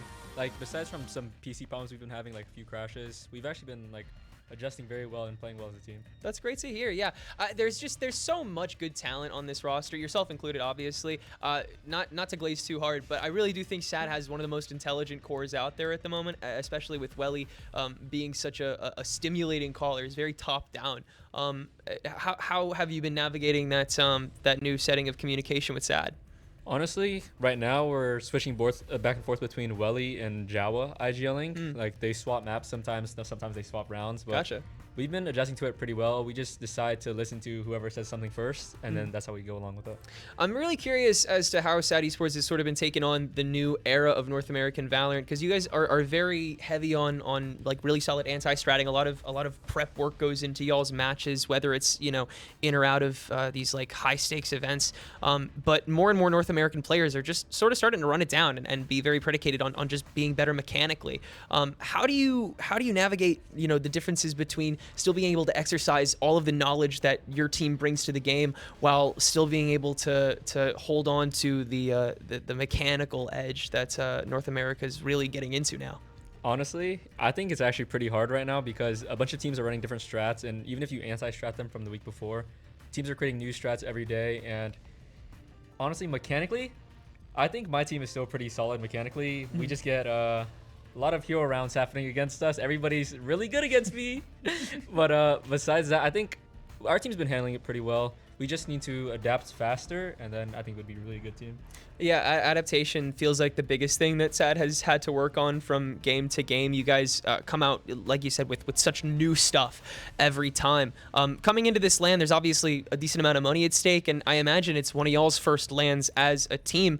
What's the goal coming out of this? Obviously, a win would be great, but is there anything special or unique we really want to see out of this tournament? I mean, a win would really be great, but I think mainly we're just here to build team chemistry and honestly have a lot of fun That's playing. Great. Awesome. Yeah, I think that's what we're trying to take out from this tournament the most. Awesome. Well, we're excited to see you do that some more coming into these last 2 days. Best of luck in the tournament, man. All right, thank you. I appreciate that. All right, welcome back, folks. A little interview with Bao as we get into the preparation here for map number 2. Welcome back to Zero In. Welcome back to Philadelphia, PA. Welcome back to local host, where we have Zero In hosted by Funhaver. My name is Upmine, joined here by Tenric, folks. Again, let's talk a little bit more. Actually, no, just bring me through Bao a little bit. Bring me through that mentality a little bit from that interview. Yeah, Bao, he's such a confident player, but at the same time, he's just such an intelligent one. So you can tell he has so much running through his mind at any given time during a round. And at the same time, he's not trying to overmanage. Like, he knows exactly when resources need to go where. And I think he does a great job of being able to just manage himself as a player. Yeah. And at the end of the day, Bao, he did show a lot of those colors, at least throughout that first half. But let's see what the rest of SAD Esports has for us here for this second map. Again, back on Corrode, we ended up seeing the legacy that we expected out from the group stage. Yes, Corrode was going to be a little bit competitive, of course, but they were never going to let up. Even in that early first half that we ended up seeing this team go down bit by bit, not even adjusting the play by any means, not adjusting their approach by any means. It really was just sticking to the game plan of just picking and prodding, trying to get those informations, trying to put the right players in the right positions to just go for those first contacts. If the first contacts don't come out, the buddy system worked out. Exactly, yeah, you have that fallback, and obviously on Lotus, it seems like a lot of that game plan is going to be able to retain for Legacy Kingdom, so still going to be a huge threat coming into this, obviously getting to choose what side they start out on. But I am really concerned that SAD Esports is going to get this snowball rolling on Lotus with the space control. It just comes down to what choice they make early on in the macro. Will they choose to fight early for rubble and gain early advantages, or do they slow it all down and try to play for the long haul with that kill ladder and just keep a personnel advantage the whole way through till you can guarantee a site? It's just such a big territory with so many different opportunities to take advantage of something and at least get a spike down, get a free kill, get a free piece of utility drained. There are a lot of moments where you can cash in, and SAD Esports are looking to make profits across an entire round. Yeah, in this next map, there's just going to be one very particular side that y'all have to look out for. It is going to be the side of Sad Esports going towards on defense and Legacy going on the attack. Legacy's attack just has not been incredible. It's just simple as that. We've seen Jonah go into this map with a very pivotal agent with Fade, only pick up 2 assists, 2 clutches throughout the entire map to keep them close. They were really trying to rely on the individuals throughout the round, but they just weren't able to get into the late rounds really at all. Tim on Omen was only able to get himself 4 frags and 5 assists on this map. And again, with that Omen again being that second prong that I'm talking about, being that second spear that I've been talking about, so pivotal with some of the takes, with some of the elevation, with some of the TPs that he can pull off. Lotus just was not that type of map for Legacy, or at least on that attack side. But of course, on the defensive side, for Sad, you are going to be seeing some of the best from Bao and Jerwin. Jerwin, again, of course, he's been electric, but on this map, with how wide some of these choke points are, he's just going to have a field day with how many different angles he can approach from. Yeah, I expect him to just keep lighting it up on this Neon, unless he decides to go for the Yoru. I'm not exactly sure what they'll settle on for today, but regardless, he's able to squeeze mobility out of the openings of Lotus really easily and collapse that into a 2 or 3K pretty consistently, like a lot of duelists that really make a meal out of Lotus do. But like I said, so much of that comes from Bao, who sets up those smokes and TPs into them in order to facilitate those opening fights in the first place. You'll see him be one of the pioneers of that high ground Rubble take for the 3-man and 2-man fight on Rubble. You'll see him pioneer that one-way smoke to take advantage off of and step into on C main.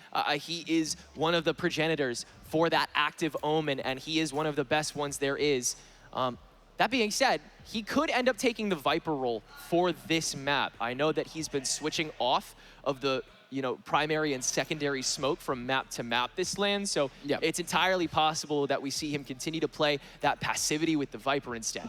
And just a big question here also coming in from Legacy, just on the fragging side, Muddy, he came into this map against, I want to say it was Allegiance? Yeah, it was Allegiance Guardians, and Muddy came out of the attack side, a full attack side with only 5 frags on the Raze. And just looking at the monitors, it did seem like he is going to be picking Raze once again going into this next map. And again, it's just trying to find that impact from this player, other than, of course, players like maybe Tim and Jonah 6, where they were the ones picking up the pieces on Muddy. Muddy not able to get those first contacts. Like I said before, that second spear is very important in this matchup, and you have been able to see those step-ups little by little from Legacy, but that map was an absolute disaster. 4 rounds on attack, 1 round on defense, going down 13-5 to Alliance Guardians. Legacy, again, they might be looking for a little bit of a different look, but they don't have a different spear. Yeah, exactly. Sad Esports, they're going to be able to answer the follow-up questions more consistently than Legacy Kingdom on this map, and Legacy may get discombobulated by those follow-ups in the flow tree. It just seems like, on paper, ultimately, a game sense diff on this map. Sad just has more experience on it, a better record, a better win rate, better accuracy, better util. They are a more efficient team on this map historically. But Legacy has been getting reps in on Lotus, especially at this tournament. And while they haven't necessarily been strong ones, they have still been material. And Legacy, again, they have been so willing to experiment along the way here. Now that we're in this sudden death environment, who knows what they'll end up settling on. And they got the momentum coming out of it too. Yes, they started off their round of 16 on Lotus against Overtake. They went down 2-10 in that first half, and still able to make that comeback 10-2 on the defensive side over Overtake. And at the end of the day, you ended up seeing the performances that you were kind of looking for from that lost map earlier against the Lions. On the defensive side, you ended up having Muddy step up to the plate. He ended up going 19-6 on just the defensive side alone of that map. Again, do we need to see those sort of hero performances?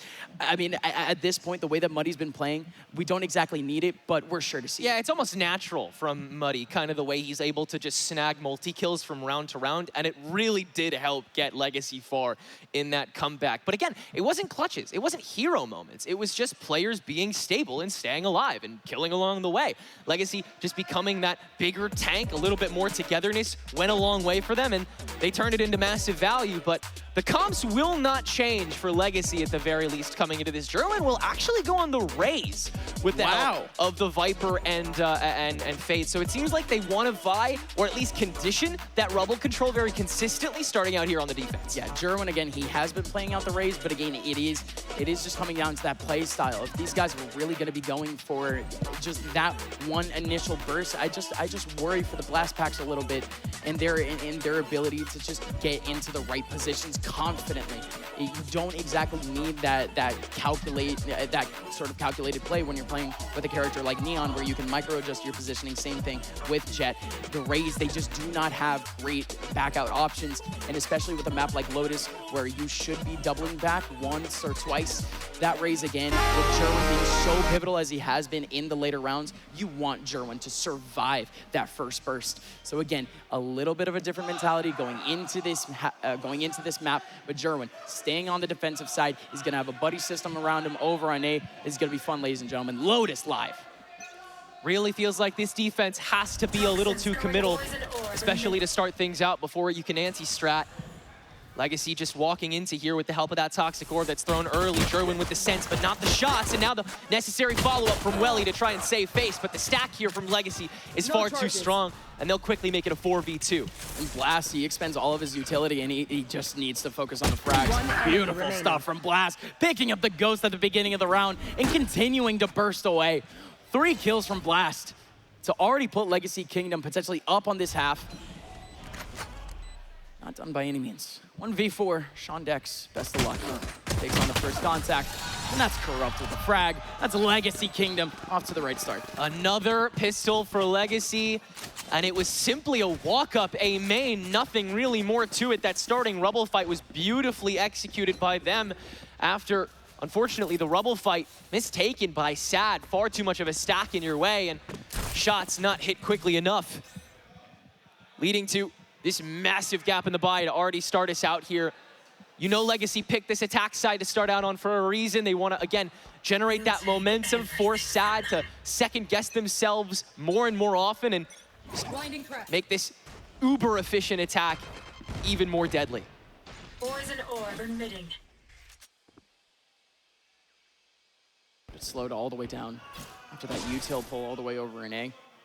Sad Esports is basically everything. With the pistols, you want to keep a buddy system, and for all 4 players to have a uniform idea here, it's just not going to happen. You do need to separate a little bit. It's not exactly a loss factor, though. Gerwin alongside Bao. Still, of course, very, very prominent combination. Something here for both Gerwin and Bao going down on HP. Corrupt did not need to sort of peek, but he's still going to go for it anyways. No scope on a man that he already picked down a little bit earlier. And 3 players remaining now for Sad Esports. This is Legacy Kingdom looking for some extra credit, looking to hold on to their credits. Attempted stack one more time as Sad trying to maximize how many opportunities they get to get the drop on Legacy, but they can't. Legacy continuing to have the read, and let's see what they think of the bonus round coming into this. So I turned 200 and I bought a Phantom. Me too. Alright, that is good. Is he throwing the BI? Shit. No, that round he sucknated. That round he sucknated. Okay. Want a hard A open? We have good guns. I'm for actually an done. A5. I'm actually done. Yeah, we can. Yeah. Line up red. I'll throw Molly. I'll throw Molly with it. I'll look for this eye. Okay. I think he's gonna sucknate. The sucknated close? Satchel out. Yeah. Shit. Hold it. Gerwin, hold on. Face. Go back, Phil. Then Kill guy. He's front door. There he's weak now. Smoke main or no? Probably door. Rush this guy. He's so weak. He's so weak, eh? He's on the backside. Buffer wall, run at this guy. Close. Reset.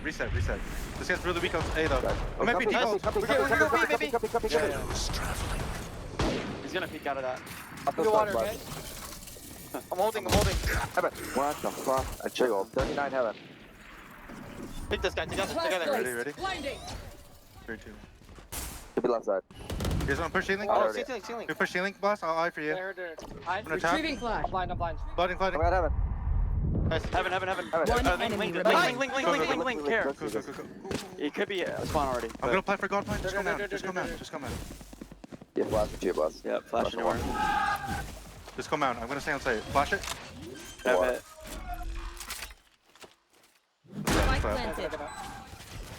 Can't flank. Flashback in 10. I'm jiggling first time, okay? Okay, but don't peek right now. Peek off me, okay? Yeah. Swing left off me. Jiggling for info, then I'm peeking off you. Yeah. Don't even jiggle for info. He's on top. He's top side. He dropped. He's gonna push me. Peek off me. That's chill. I'm going back. holding. I'm really passive. I'm back. I'm not peeking. Just suck.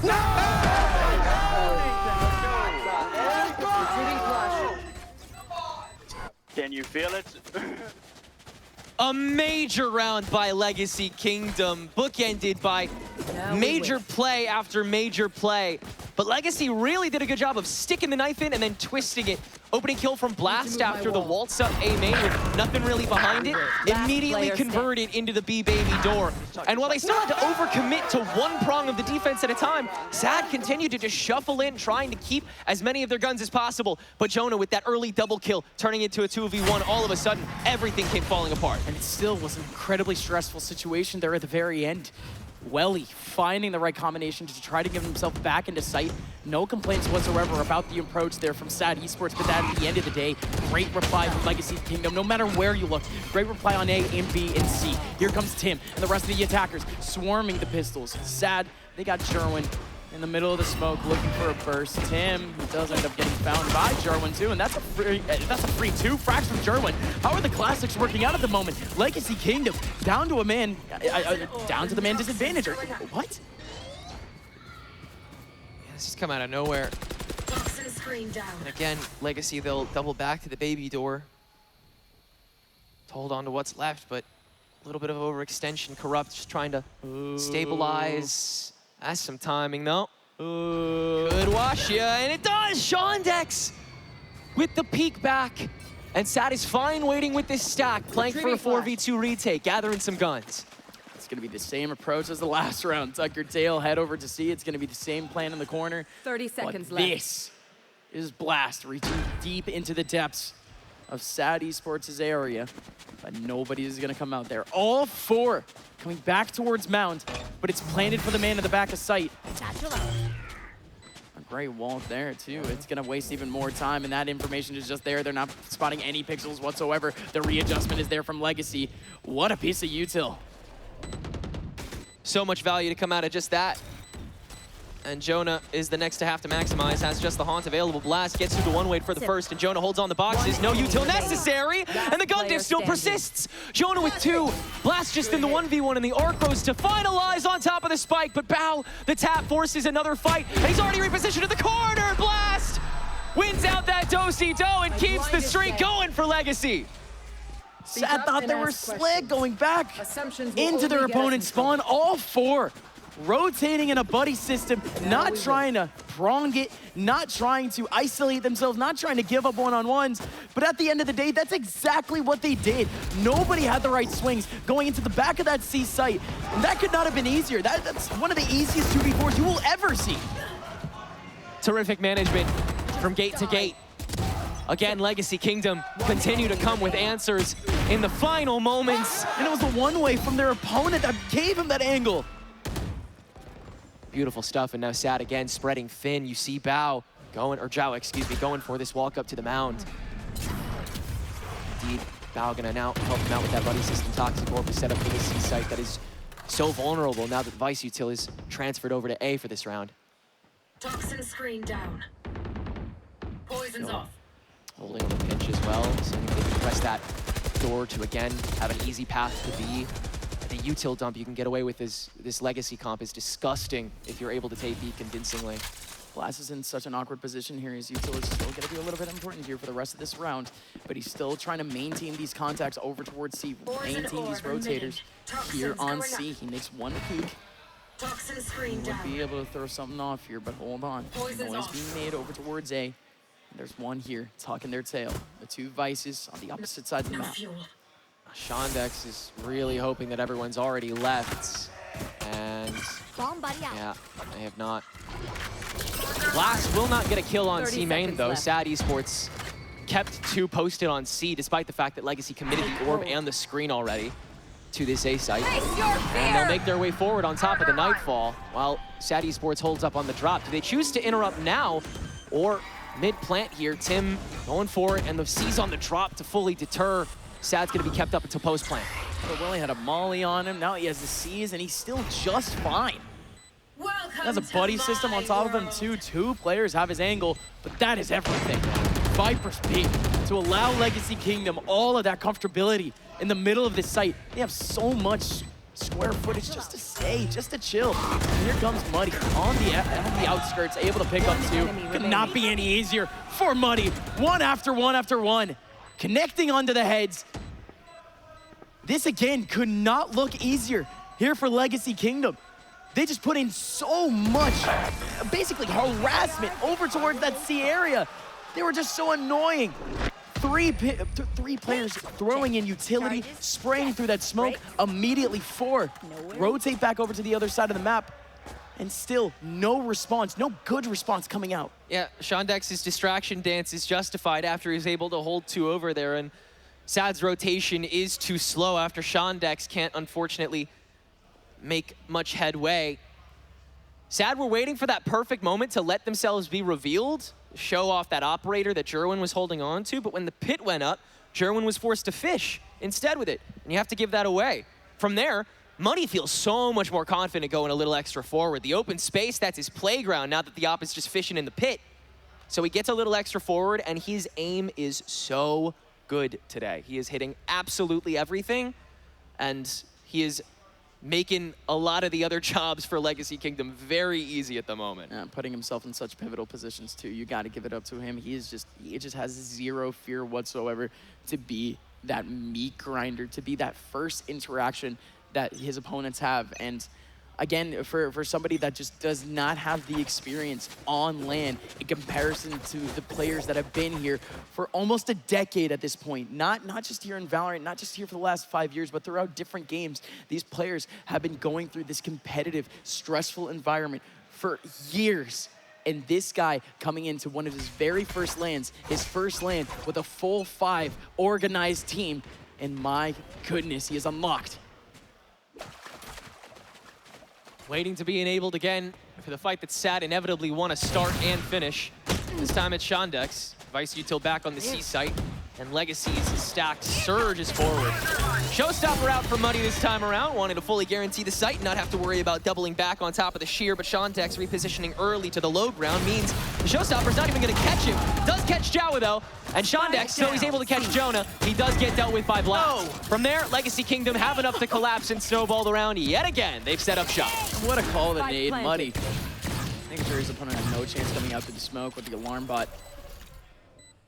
And now, last 2 players trying to make it in with pistols. Jerwin, he'd been looking for that pixel onto the forehead of Corrupt multiple times there and finally finds it. Muddy. First Hank. It's found. Beautiful paranoia. Just hold off even more time here. Legacy looking for a 6, but also not looking to give up too many of their guns. Their economy still isn't perfect, regardless of the fact that we've seen 5 rounds in a row, but it just doesn't matter. Most of the players survive. They're going to be able to rebuy just fine. So far, so good for Legacy Kingdom, continuing to execute plans that they haven't seen Sad tear any holes in, and switching off of game plans the moment they realize that they've been adjusted to. You can tell they're already starting to question the fights on A, double down on Mound a lot more often, and since Sad hasn't really been able to hold a candle to it the majority of the time, Legacy's just gonna keep hitting that piggy bank whenever they want to. Still though, they can switch the rhythm up, and now it's time to pay some attention to the B side as it appears. We haven't really given it much love yet. At all. 0 attention over towards B, other than really just a landmark in between the sites. Jonah, alongside Money, stepping up that first contact, and Sad Esports, they've already been thrown off completely by even just the presence here on B. There's only 1 player here, and he has absolutely nothing to really hold these guys off. It's going to be a smoke deep into main to try to pull away a one-on-one or 2. But actually, Legacy Kingdom, they don't dedicate themselves to any of these peaks.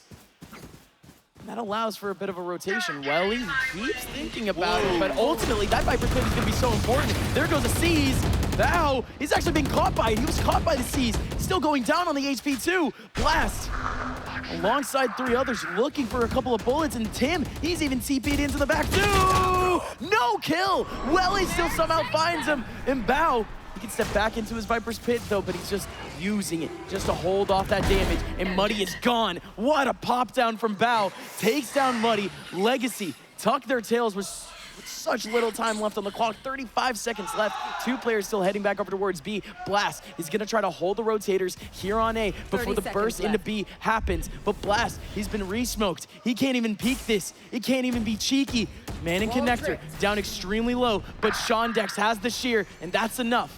Blast, however, he is still annoying. He is still attacking, and he's still able to get another frag. Oh, Jerwin, almost a massive 2K. Corrupt, still looking to make this round work. 10 seconds left. Does he even have enough time to make it into the middle of sight? Almost finds the 2 on his way in.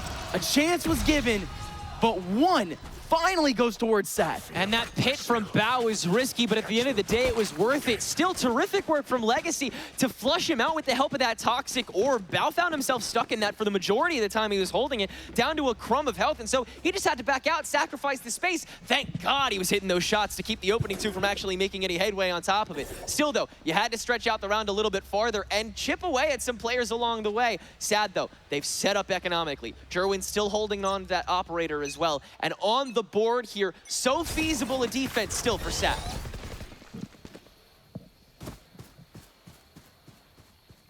They set themselves up right in this round. Let's see what they can do. Ellie, alone in tree, but he still has a good angle here. Here comes the util to try to help out. Bao, the support, and the door closes. Legacy looked like they had the advantage in a potential 2-on-1, but beautiful pivot in from Bao. Still some attention from Kingdom on the rest of this map. 1 player going over towards the mid side. He might find a 1-on-1 very quickly. Here. This sandwich is inevitable. They'll keep walking up it. Jonah daring to peek and finding the pixel. Baby door, once again, a beyond viable option. And Legacy will snake it. Still though, the Razor Vine will stall temporarily on the outskirts of Blink, and Sad are far more gate kept this time on the B site. Does go to the steel guard, but still no response immediately from it. There's no way that they can respond. The rotation is there. 2 players in the back of B. You had so much attention over on A, but they've spread. There's 1 flanking in the mid side too. Jonah needs this frag, and he got it. Now quickly going back into side to try to help out, and that showstopper would have been everything, because look at the 2 players in the smoke. My goodness, Jerwin. That showstopper goes above that wall, and this round's complexion is completely different. But instead, Legacy Kingdom, it wouldn't be a LAN with me in it without a 7-1, but hey, we got it. What a lead here from Legacy. You know we had to represent, right? Yeah, I mean, absolutely. he had to bring it out for you. I am astounded by Legacy's ability to remain steadfast in the face of all of the util that Sad boasts bringing to a fight like that, but able to play keep away for long enough to guarantee the site, and from there, everybody just takes their own fights. I'm a little baffled by the choice that Jerwin makes to fully commit to that showstopper. You have the operator, and then he's going for the lurk solely to get that ultimate off. But then 2 people die in the way early on. It was just a questionable choice from the start, but Sad's been already making some pretty risky plays to try and chop away at some of these rounds, and it looks like they'll have to take even bigger ones if they want to get away with anything. Where are you? There is some early aggression here from Sad Esports to potentially get a little bit of a read to get those rotations back over in C. Still the Haunt not finding anything over in A, the pixels not being found there, and there's still no immediate response. It is just Sad Esports relying here on Sean Dex. Sean Dex not getting enough context to really make a gut call. It's already basically gonna be the round here. Legacy Kingdom just has to evade a bit of a disaster here. Sad Esports, they're gonna combine their efforts going into the lower area. This is it now. This is the type of round where Legacy Kingdom can just keep themselves planted in this half. They've taken so many close rounds, and their economy has suffered for it.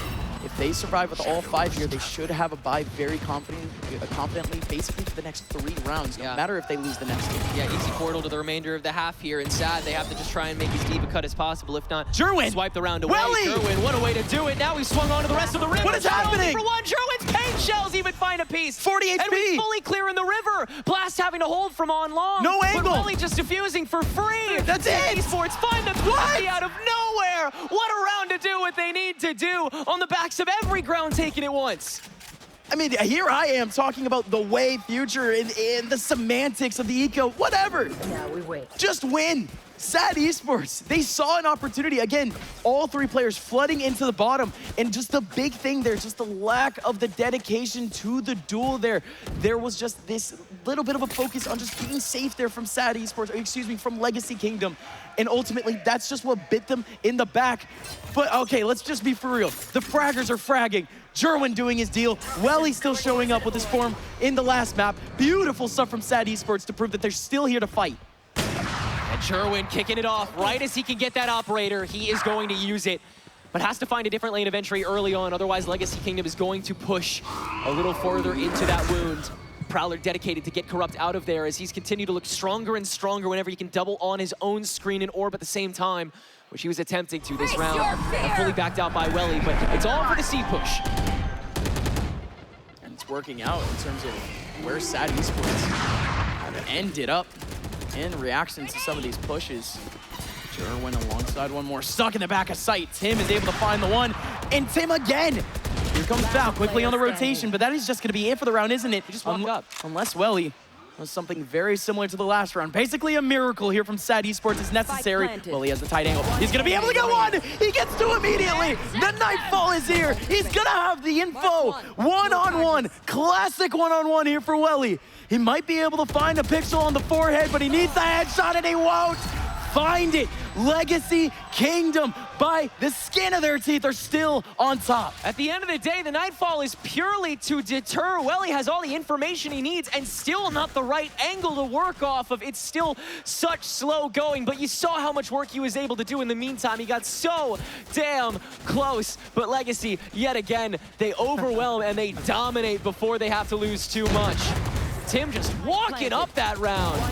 What a raid boss. He does that so consistently too. Again, you won't see it round after round after round, but when Tim does get comfortable, when he's able to shift around his teammates and just focus on the fragging, that man can still do the business as the backup option.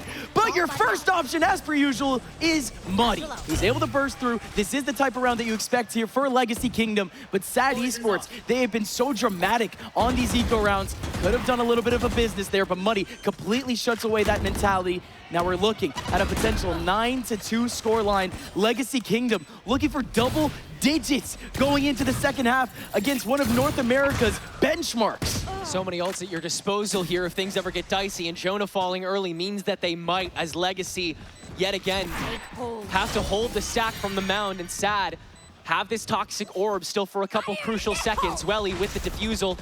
And the oh my goodness! From afar, Muddy hitting that for way, and from there, Legacy have it all figured out. More than enough of a radius to hit that spike from there, and you have to contest it.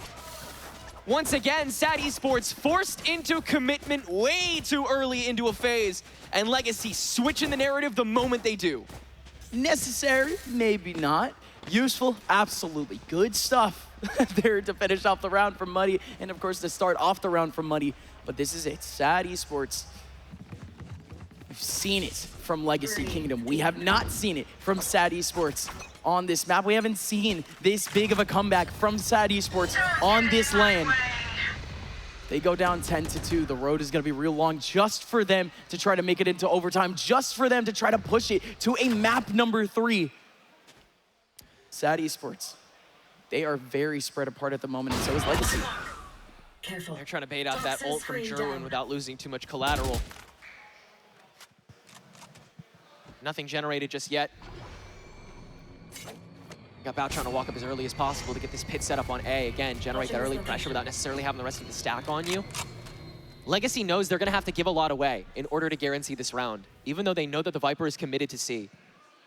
With the potential walk up outside of the smoke, they're getting a little too close and personal for my liking. Jawa there with the paranoia, but he's still in an awkward position. There goes the showstopper, still able to get the mileage, and it's Welly alongside Jerwin to already shut down the two outside of the link, outside of the baby door, and that's the round. Sad Esports still going tit for tat. Yes, it is 3-9, and yes, this was a better look from Legacy. Even though we've seen, of course, this similar of a scoreline coming out of a half, that is the most confident that we've seen Legacy Kingdom coming out of a half. Certainly, but now switching over to that defensive side, we'll have to see if you're able to get the same amount of value out of this composition. Meanwhile, SAD Esports, with this attack, it feels like they're going to be able to, again, sort of segment their pushes the way that Legacy Kingdom did over on Corrode, clear space bit by bit, and as long as you're able to make sure that your fights are well managed along the way, control the tempo, this attack side could be as lethal for this other end. But Legacy, it feels like their defense may quickly become one note if they become red too early on. Seems like they may have to go for a couple simple early fights and then just convert that rather than do that heavy defaulting that you saw SAD Esports continuously do, and like I imagine we'll see them do here. This is just such a good lineup here for the Paranoia too. It should be able to line up 3 contacts here.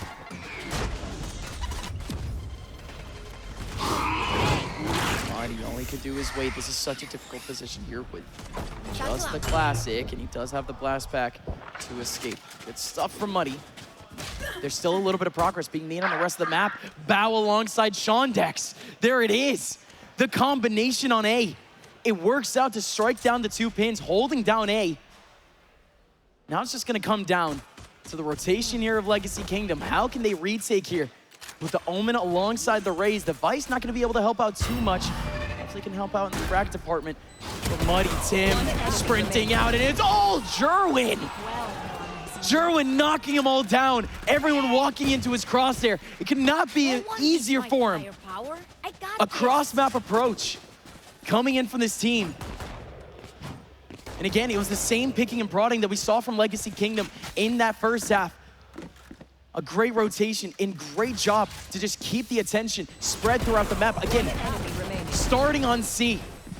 The 2-player presence back over towards A. On a pistol round, you can trust that a 2-on-2 is a lot more even potentially than some off angles with potentially SMGs or the rifles.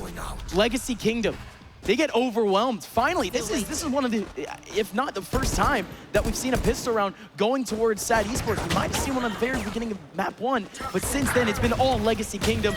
They're up trying to help out a little bit by sprinting out of the mid side alongside 2 other of his teammates, but it just doesn't happen. This is as cut and dry as it gets here for SAD Esports, but they're still trying to hold on to a couple of guns. This is a great position here potentially for the player on the back of sight, but how is Blast still alive? How did the Prowler not catch him? Blast still with enough bullets to take away the Prowler and to still move around. Muddy, the last one here in a 1-on-3, and he's gonna go down in a heap. Jerwin takes him down. SAD Esports looking a whole lot better. Let's listen in and see where the confidence lies. Yo, listen.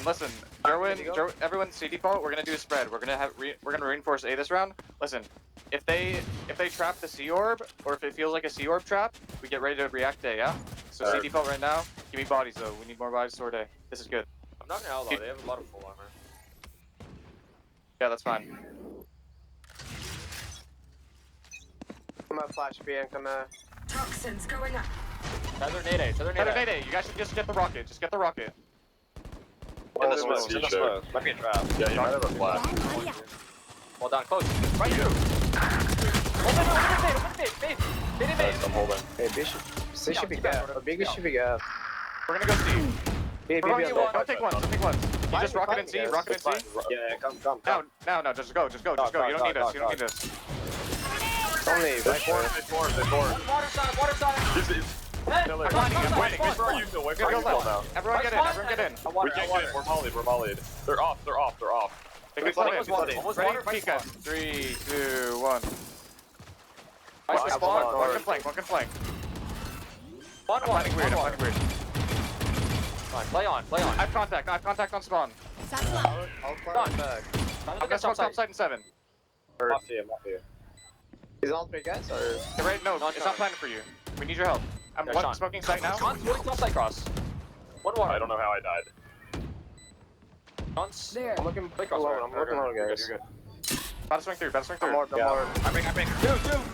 And then one water. Last player standing. Nice shot. That's try, boys. I don't even know how I died.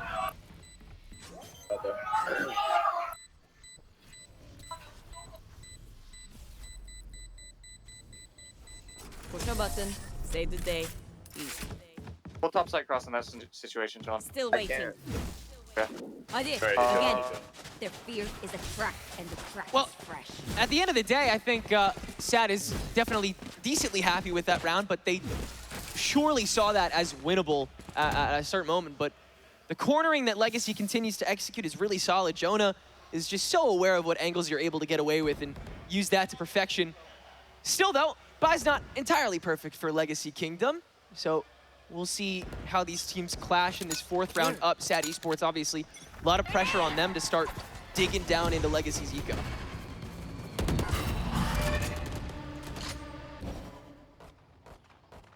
They did push the situation a little bit. They have all of this control in the back of A. They are expending a lot of util, though. Smoke coming out to try to cover up that C site, too. That one player over on C, he's going to need so much help to try to cover this, and that's exactly what he's trying to afford himself. He's helping himself. He ends up getting a single frag off the cross, nobody else going in. Lack of commitment here from Sad Esports. They're just picking and prodding, seeing what shots they can get at all, and they run right into Muddy. And the one frag backing up, couldn't be able to get a rifle too, but here comes the readjustment back over towards Z, and if anything, it's even stronger here for Legacy Kingdom. Legacy Kingdom now with 2! But how does Jawa flick back and get a second? Corrupt, yes, missing out on the first burst, but he had a second chance, and that second chance was blasted away. Hold on a minute though, Tim, great response. Welly looking to push the situation, and that didn't work out, but that does. Bow, beautiful shots!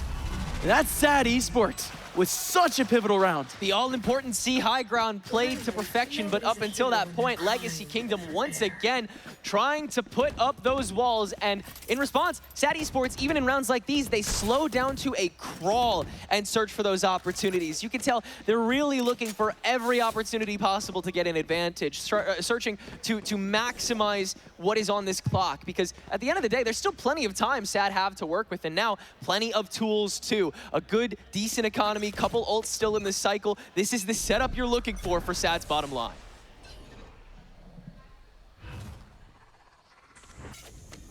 And for right now, they're waiting to see if Legacy Kingdom bite down at all. I mean, yes, they've been getting a little bit more aggressive back up towards A, but no aggressive looks coming out of this team, period, since the first 2 rounds.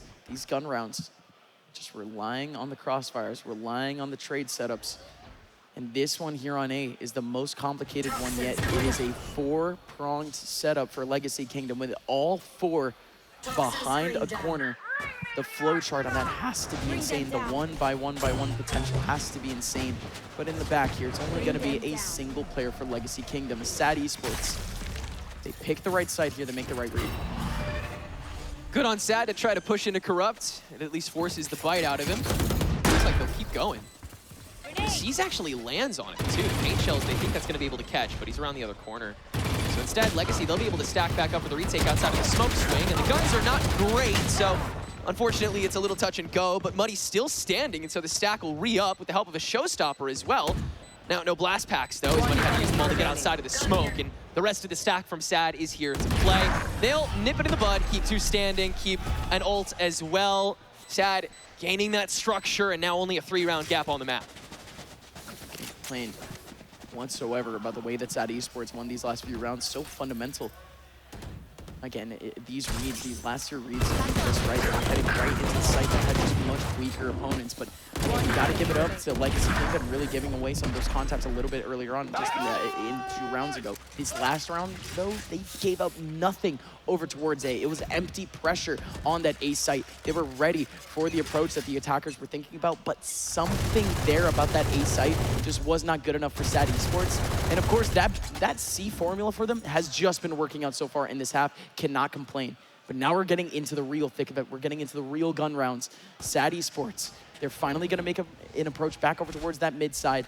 And if anything, Legacy Kingdom, they have very interesting control here. They have a player over towards Mound that could be able to click that switch, and even the paranoia coming in to potentially allow for some sort of peek. Even then, here comes the door opening up to try to converge into C for Sad Esports, and Sean Dex is able to find the man on Mound. It leaves C so weak once again. Blast has to be the only person here to try to help out. The Steel Garden is going to hold him away. His primary is going to be gone. He runs away into the back. Legacy Kingdom, they have to retake with 4 players. Corrupt trying to take advantage of Sad's slower flow, but as soon as they get the kill, they speed it right back up, and now Tim playing guard dog is already gone. Now Sad Esports, they just tuck their tails and they stay safe into the back of sight. You saving? And 2 players over in Link too, and yeah, this is gonna be a save here from Legacy Kingdom.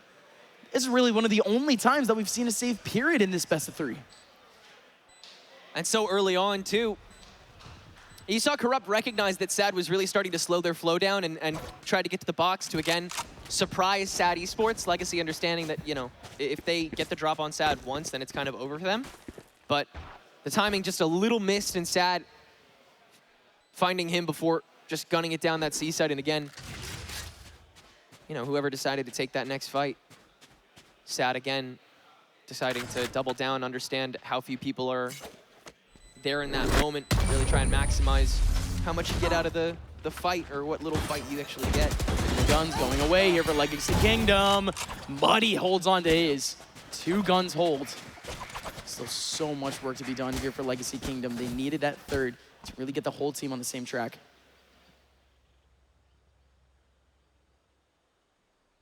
Seems like Legacy really needs to kind of stand back and get a top-down view of the situation, because it feels like... And that's what's happening. It feels like they're trying to take advantage of too many small things at once. 3 guys doing the exact same pose is crazy. That's great. The default animation. Yeah, we ran out. Amazing. Yeah. Wow. But again, I have to say, I think Legacy Kingdom is trying to attack too many little points, little pressure points of Blue Water's setup.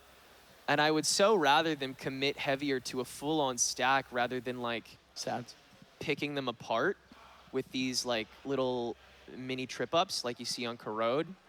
It's just a lot harder to keep that from free-flowing on a map like this, where you can crack open the baby door, you can turn the door back into the cease. Like there's so much mobility without the need for an agent for it that, I don't know, trying to stopgap it, it's more like you make a revolving door, right? It's like you're still going through, it's just maybe you're a little slower.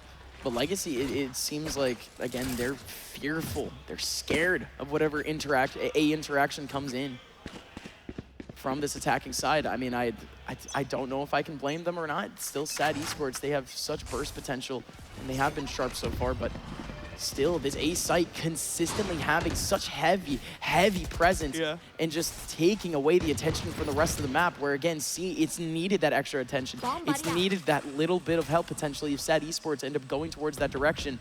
But again, usually you are just holding a single player there, so again, not exactly unexpected, but Sad Esports, they might just be taking advantage of Legacy sticking to their old ways, but what on earth is this? Stack into B, abandon C.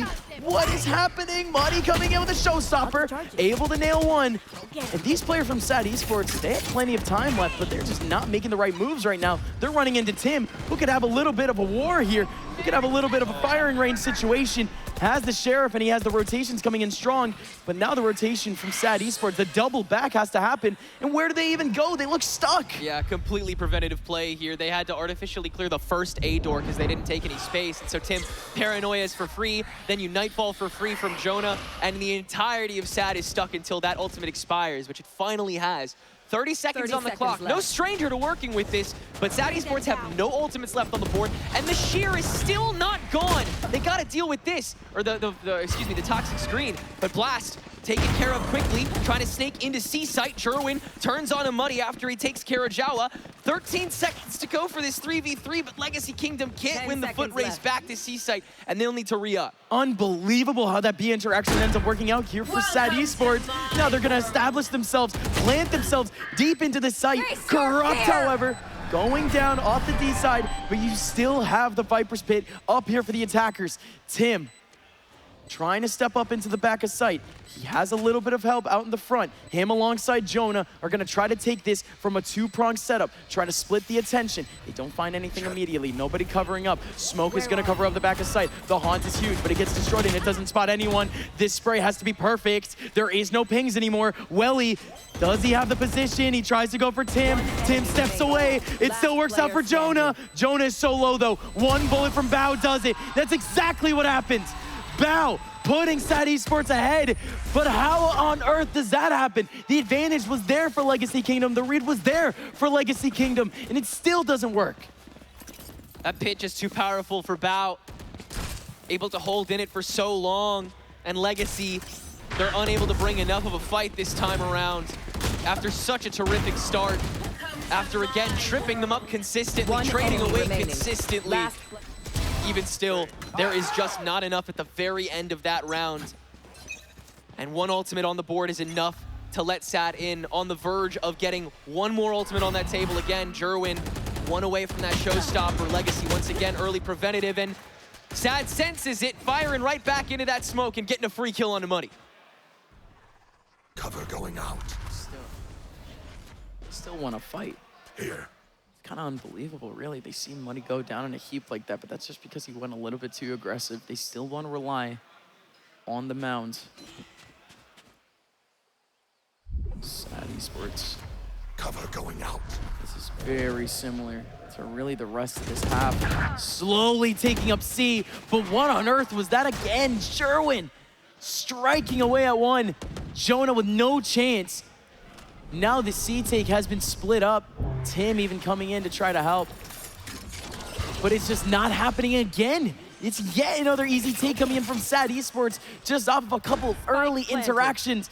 And that's Legacy Kingdom looking to react in some sort of different way, or looking to make SAD Esports react in a little bit of a different way earlier on in these rounds, but we just have not seen that C aggression from Legacy Kingdom before, and it bites them back.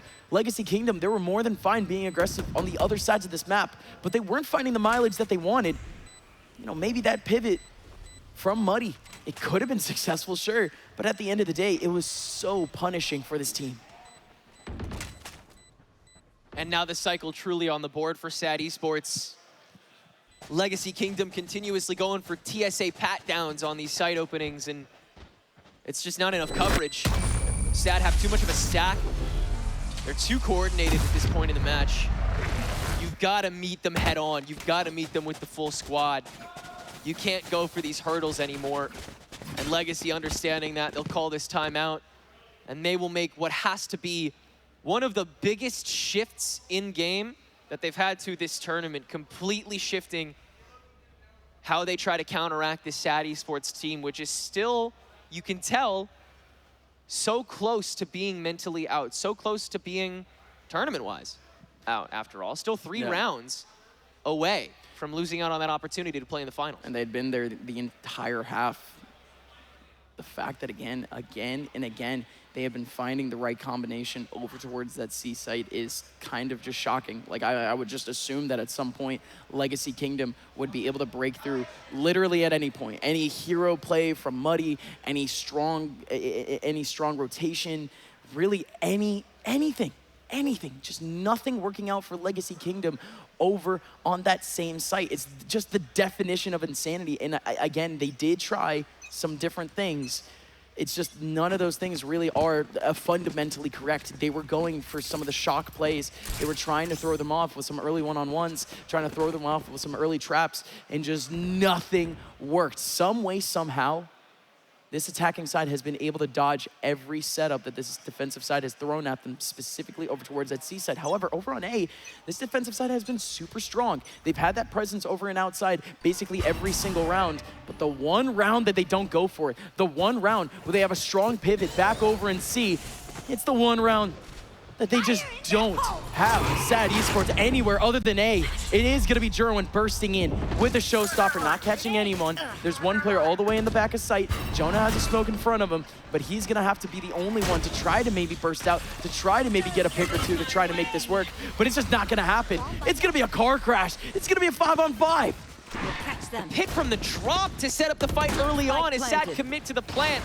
Corrupt already stepping outside of the pit with this Judge as no one tries to hold it intact, and he's the first on the team to get a kill, but Sad able to play this distance so well and having so many counteracting crossfires throughout these smokes that are still set up. Jawa with a spray back through the smoke that keeps it to a 3v2 as it diffuses. So too does the spike as Sad attempts to hold on to it. Corrupt gone now. Just Money left in the 1v3, but Bao on a crumb. The triple swing, though, into the haunt. Forces Money to retain and try to take these crumb fights against now Welly first, Bao next.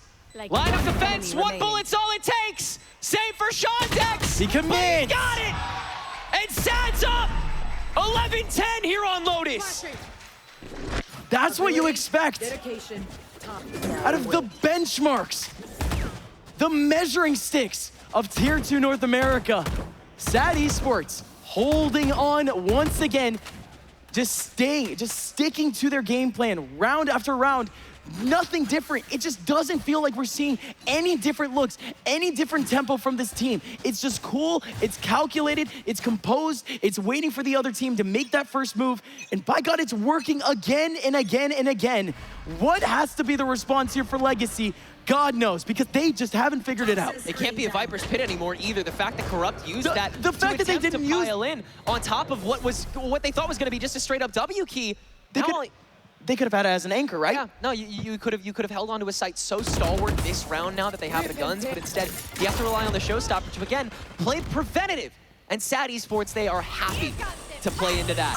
Money thinking he has a grip on it, and he finds Shondex, but Jorwin with the trade through, and the bulldozing begins on the B site. Still, only one ahead of the toxic screen, and Corrupt able to stop that at least. Sad, once again, stalled, stopped with the TP from the steps. Jawa with the attempt. No way! No, Corrupt! The awareness is lethal and forces Sad to second guess. But again, this is where things kind of change. Sad Esports, they simply have not been able to approach this B site successfully throughout this map. Again, it's basically the same thing that Legacy Kingdom went through in the first half. They evaded that B site. They only used it as a bit of a highway. But in this situation, Sad Esports, they try to extend out into the middle of this site, into the extremities, of this site, and it just does not work. Welly, alone. 30 seconds left. Heads over to A. Last player Gives standing. the contact to Tim. Spike down Tim A. finds Welly. So 1-on-3 with barely any time. It's gonna be Bao to have to walk through this Viper wall to take on a bit of damage, but it doesn't matter. Corrupt drops it, gets the contact, and we're back on the board here with Legacy. Slowed to a snail's pace in the worst possible spot, smack dab in the middle of B. After Jerwin opens the site up with the showstopper, there's no excuse for the rest of Legacy to just pile drive onto that B site and take care of whatever's there and then move with the fight when it's necessary. And they did, back over to that vulnerable A site. Still, Sad playing with the clock so hard, and Legacy starting to weaponize that a little bit too, slowing down the fights and then still winning them at the end to force a reduction of options for Sad in their second phase. There was that play you were talking about. It was actually Jerwin in the middle of sight, evading a showstopper and training back to immediately. It is a little bit tougher for you to respond from that, but at the end of the day, he still did have a bit of an exit. It was Corrupt through the Viper wall, through that B main to just pick away at a man who was just trying to run away and who would have been that first contact in the middle of that site. Again, a couple of small things just needed to go right. Same thing with Jawa over towards Heaven. He just gets caught off guard. Those sort of mistakes just didn't happen for Sad Esports. And one thing that we highlight for this team online against some of the best in North America is that sometimes they look like they are so comfortable, that they look ready for the upset of a lifetime, and then within minutes, within a single mistake or two or three, Sad Esports become the heavy underdogs. With the 6-round streak now gone, what does Sad Esports have left? An Omen TP available at the beginning of this fray, as they look to once again take a decisive C site. But not only is Corrupt posted here to start, but you still have Blast holding on to all of that Vice Util preset.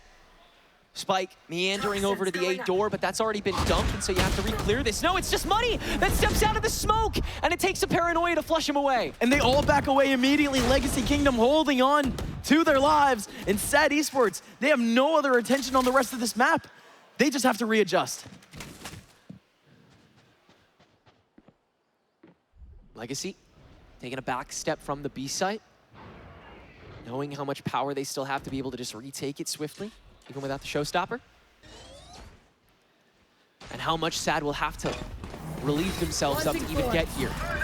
The shear does not let everyone in, and most importantly, the spike is not let in. Welly is stuck outside of that shear for a couple crucial seconds to allow Muddy to position himself on this link early on, and it'll lead to a paint shells at the perfect time to force him back into main early on. Sad coops up.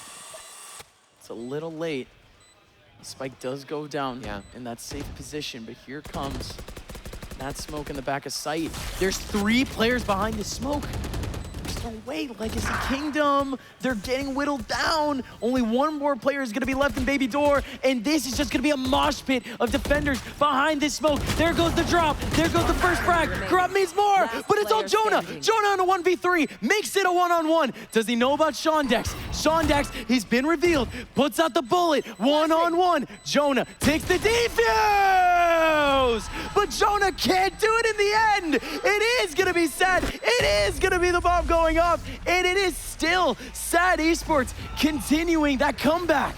Jonah still the smarter player, but Sad having enough time to work with at the end of the day, because the reason that play worked so well was because they were waiting for the smoke to dissipate. The second that Sad Esports has that attention span drop, they lose so much along the way, but not enough. There is still a little bit left over, and God, that was so touch and go. Welly having to wait a second to get that spike even onto the site. Not optimized in the slightest, but even still, we take what we can get it, and forcing that reposition just in time for Jonah to not have enough. It works, and Sad has game point to get us to map 3 with 3 ults on the board. Shadows traveling. Unbelievable, but here we go. It's gonna be B getting taken over immediately. Nightfall is there. Showstopper doesn't get anything for Jerwin. This is such an important 1-on-3. Tim is able to take away Jerwin, and this backup into C, it might be the wrong option. You still have Util here in the middle of this C site, but it's gonna be a TP all the way into the back of it. They have now established mid-site control. Jawa here, Blast backing out immediately, not able to do anything off of his Util. 1-on-1, no way! He gets 2 out of it. Legacy Kingdom firmly in control of this round, and it has to be the hero play of a lifetime for Welly and Bao, and it's all on Bao, and he goes down. This game could not get any closer. We need overtime. The doorstops are still there, and the confidence is growing for Legacy Kingdom. Nothing short of it. They still take fights together. They still take swings with the utmost confidence, but here they are doing it so cleanly and in overtime to boot. We feel them moving along with Sad's flow as well. You see their pathing start to parallel them a little more quickly, and it's leading to fights getting taken a lot more towards that interrupting phase that Legacy really loves settling in so hard, stopping them mid-plant, mid-entry. Whenever Sad is thinking of doing something else, it's become clear Legacy have found that they can force Sad to overthink, think of too many things at once, and it's just too much of a mental overload. Now we swap once again. We have Legacy Kingdom on their comfortable side of attack. Sad Esports, not so much. It might just come down to the battle of the attack sides, folks, but this is a good hold here from Sad Esports, to say the least, against a prospective take from Legacy Kingdom here on A. There's going to be 3 players here. Jawa on the front side. Information grab does not get anything. This is a bit scary here. The cutting of noise here from Legacy Kingdom, just waltzing on up. It might be good enough to try to take away a flash, to try to isolate a 1-on-1. They're getting way too close for comfort here for Sad Esports, and Sad Esports just does not know about it. Jawa looking for an opportunity. The 2 players for Legacy Kingdom over on C, just trying to be a nuisance, and this is more than enough for them to just try to hold these rotations here, make the job of the 3 over on A just that little bit easier. But Sad Esports, they have the right answer here. They're going to have even strength in the middle of this A site. 3-on-3, and they do not even have their duelists. This is all gonna have to come down to the util combination. Somebody has to swing in raw here for Legacy Kingdom, and that one person is also gonna have a lot that they could use for later on in this round. Just a lot of risk. Welly around the corner. There goes the Prowler. Only able to catch 1 for now. Welly still gets spotted, but he goes away. 3 players here for Sad Esports, still establishing defending this site. There goes the util, there goes the spill. Mudkip is now here. Muddy stepping up to the plate. There's still these players from Sad Esports still alive with 12 seconds remaining. 5 on 5 with 10 seconds remaining. Here comes the peak. Player down through the smoke. 5 seconds. Spike goes down. Jerwin, firing range, only with 2. Back down to a 3-on-3. 2 players in the back of site here for Sad. 1 player taking his damn time. Legacy, they have spread themselves out throughout this site. 1 player in tree, 1 in the outside. Tim is gonna be the first contact. They need Blast to take his time. Wait for the contacts. Wait for the pixels. Blast finds the pixel he's looking for. Tim finds another one. 1-on-3, and it's Shondex with only a secondary to use, only the sidearm to try to pull this off, and it's just wasting time, and it's not gonna be enough. The battle of the attack sides starts off perfectly for Legacy. Utter havoc on the site, and it was primarily caused by Sad, who get there early and keep up most of their members, but Legacy do such a good job of spreading thin bright and early and taking tree despite the fact that they didn't hit the door for it. It was a pinch from the other side that they 180'd into, and they took so much space off of that so quickly, despite the fact that, again, Sad was here. On top of that, a steel garden that you're able to get after the fact to fully finalize that round. Unfortunate. That was one of the most powerful statement pieces you could make in that moment, and it'll force us to another timeout for Sad Esports coming into their attack round. And it's not like that attack half, of course, isn't comfortable. That's just the story at the moment. But again, my goodness. Again, the weight there, the approach coming into the outside of A for that attack team, for Legacy. Again, you still had 2 players over towards C, one of them being so pivotal for that exit. I mean, at the end of the day, Muddy, he was the consistent fragger in the middle of that site, but he had to do a marathon to even make it. And his teammates were comfortably in the outside of A for about 25 seconds before that rotation even comes in. The fact that no contact comes throughout that entire time might be a little bit lucky there, but at the end of the day, Sad Esports, they still maintain the right options in the back of that site. And like you said, that combination from Legacy, unbelievably powerful, too powerful for just a couple of one-on-ones throughout a couple of corners. Sad Esports, they do not start their attack round with any sort of feverish rush, with any sort of need to go forward. They are holding on to try to get a couple of pixels. Still a conventional dump to escort Tim over to Rubble, though, and now we'll trade Prowlers to confirm those positions of each other. Still, though, you can move the remainder of the stacks over, and Sad's already done so to Mound, where Blast, sits alone. 2 Vines quite close. Again, ready to play entirely preventative so the rest of Legacy can get here. Sad are gonna be as committal as this. You might as well run with the bit. Double blast pack in from Jerwin. Massive space gained on top of the short side, and Corrupt goes down. Blast still available on the boxes, but again, Sad unendingly aware. Blast still gets away with 2, but Jerwin now able to farm that showstopper out, and Tim standing right in front of it. Doesn't matter if he goes down. Jerwin gets 4, and Sad gets another chance in overtime. And that's Sad Esports. Switching sides. Once again, just using Jerwin for that spear, and it's just what you have to expect. It's what we've been expecting before this game even started. Jerwin just doing his job on that C site. And again, we've seen that movie so many times from this attack half. Sad, they just assault the C site, and there is just no answer. It's so odd seeing these overtime rounds because it's been the same in regulation. Sad is allergic to util dumping for Rubble control. And Legacy has been doing it every time. And the compositions are really not that, I mean, the cores you use are not different. Right. So very odd to see Sad just completely ignore that in favor of, more often than not, switching up where the Vice is posted along with Jawa. They've been switching up a lot. And now you have this double controller holding down the C site for the early fights to get maybe some early chip, helping the damage pool. But Legacy are doing a great job of selling the lack of the stack towards C. Now they go for the pinch for Mound and overwhelm this double controller that's still posted up a little too close. Legacy, they're trying to repeat. And Sad basically did, but again, Sad not fighting out in this position really doesn't matter. Legacy Kingdom, they still expended so much utility just to be in this mound position. Sad. Already putting themselves in a beautiful position for the rest of this round. They just have to find the right positions, and this is It's a little tough to say the least. Welly on his own, over in heaven. C's not catching anyone. He has a beautiful gun to hold this all down, though. And the no-scope works out for the first frag onto Jonah. Can he get a second? Corrupt was thinking 30 about seconds left. Still trying to go back over towards the switch. Nobody peeking out on B. Welling going back into heaven. C has 2 more players here for this defensive side. Will SAD Esports break the attack equation? Here comes the TP, and this is all just gonna be the defensive side. Bao and Jawa collect the first 2, and it's already done. Yeah, completely drained of resources until they get to the fight.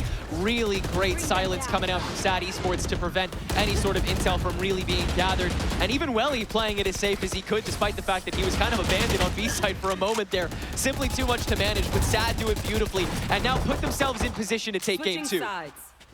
Match point. Yeah, this is it. Such dominance from SAD Esports. It's going to be such a slow start, though, because you know the fact that Legacy is already going to vie for that rubble control, and I doubt that SAD is going to want to fight for it out the gate the way that they did the previous OT round. I know that Tim is going to find some way to reposition on top of all of that stuff that's getting thrown in. There's got to be a way for Legacy Kingdom to switch that up. We just haven't seen any sort of aggressive setups for Tim to begin with. At the end of the day, this team has just been relying on the trade setups, relying on the group walking in together, or again, just relying on money going in, trading off of him. And again, it just seems too obvious at this point from SAD. They are thinking, you can tell that, again, the minds are clashing here for Legacy. At a very important timeout going into this next round for Legacy. Again, they could not crack through more than, 2 rounds in that second half on this side. And again, when it comes to that early round interaction, once again, it's not like SAD is pushing the situation. It's not like they're taking up, that early space early on. It's just Legacy. Again, they just have to be able to just establish themselves of that slight bit more on that defensive side. And folks, we just have to see it here from one of these players over either in C, either over on A. And this is what we're actually going to get. B's empty completely right now. Legacy Kingdom, once again, looks like they'll be willing to take the A fight, but where are you? Got Muddy and Tree. He's just gonna hit the door here and make his way to rubble off of that. SAD trying to toy with the toxic screen a little bit, but again, with such early rubble control, you can't really pretend like you have any more of it. And the TP is instantly intercepted. Muddy, that position's good for 2, and it's the other Toolist's turn to do his job. Searching for this last head of Bao, too. He knows it's there, but understands that the stack is potentially too deadly, and for good reason. Bao has the ability to jump up on that route and at least trade himself away. Still, though, a 2v4 is SAD already have to separate themselves to get at least a free sight, but nothing more. No, and again, we had seen that interaction from Legacy Kingdom so many times over towards the outside of A, and I mean, at that point, you would almost expect it there for SAD Esports, looking for an extremely disrespectful ending to this map, just facing on the attack from Legacy Kingdom head on.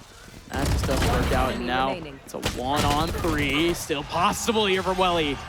Tim takes it back. Legacy Kingdom going for a 3rd round of overtimes.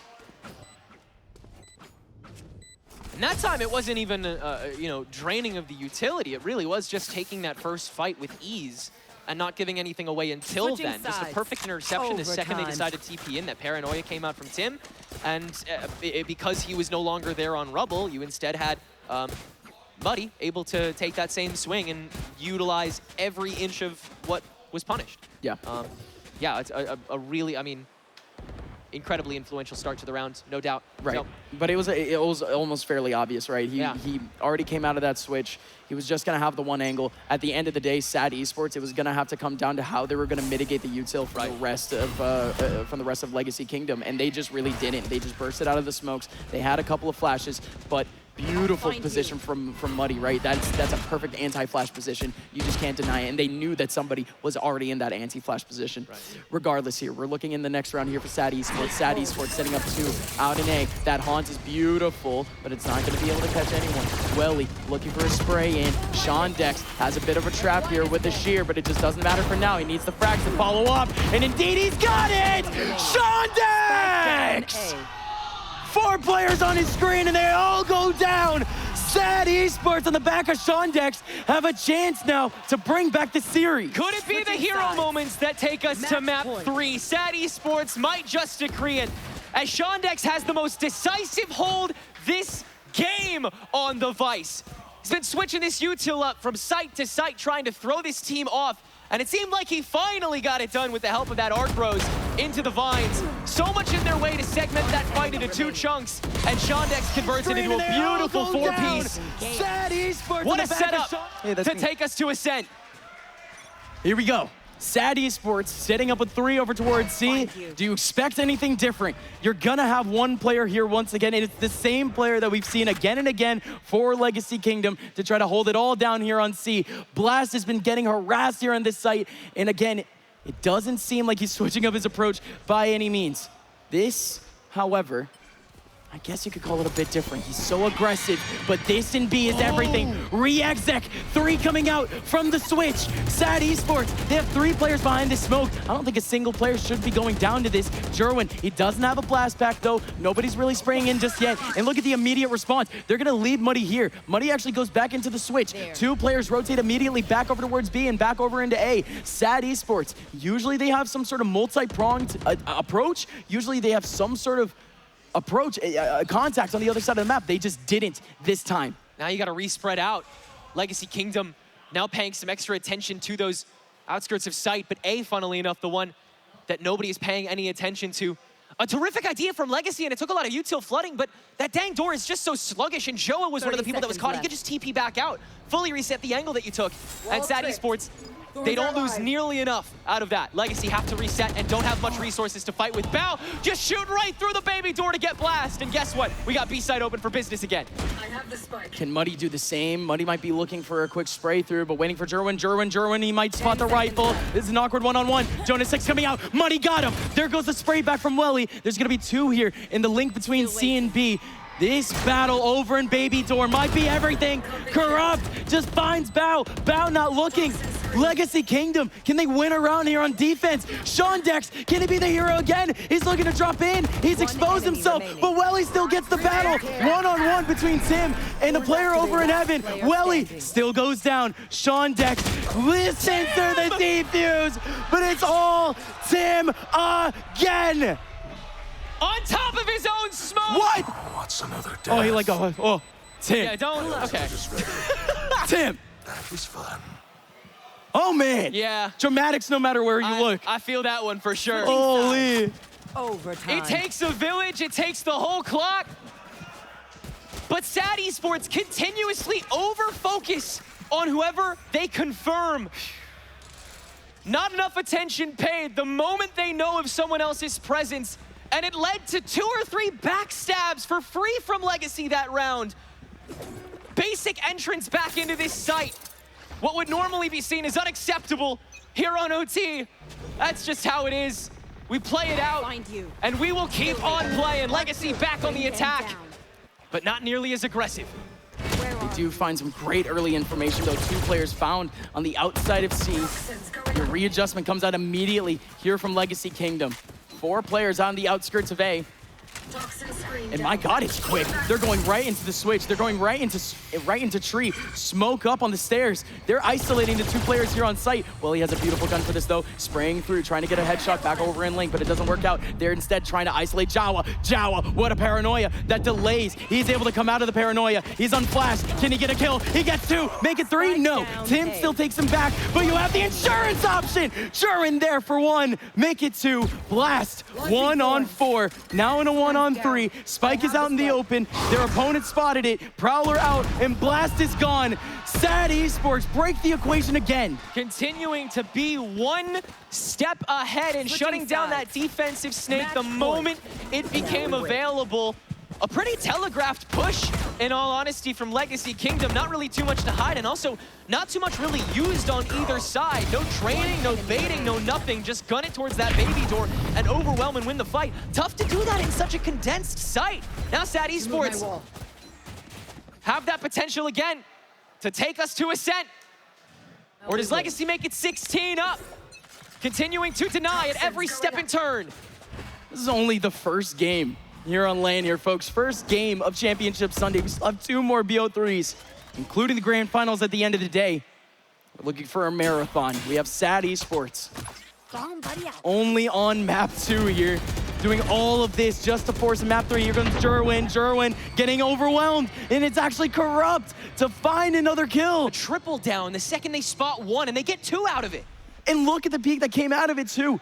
Double peek out from C. You just don't expect Sad Esports to even be allowing the pixels there, and somehow they get trapped.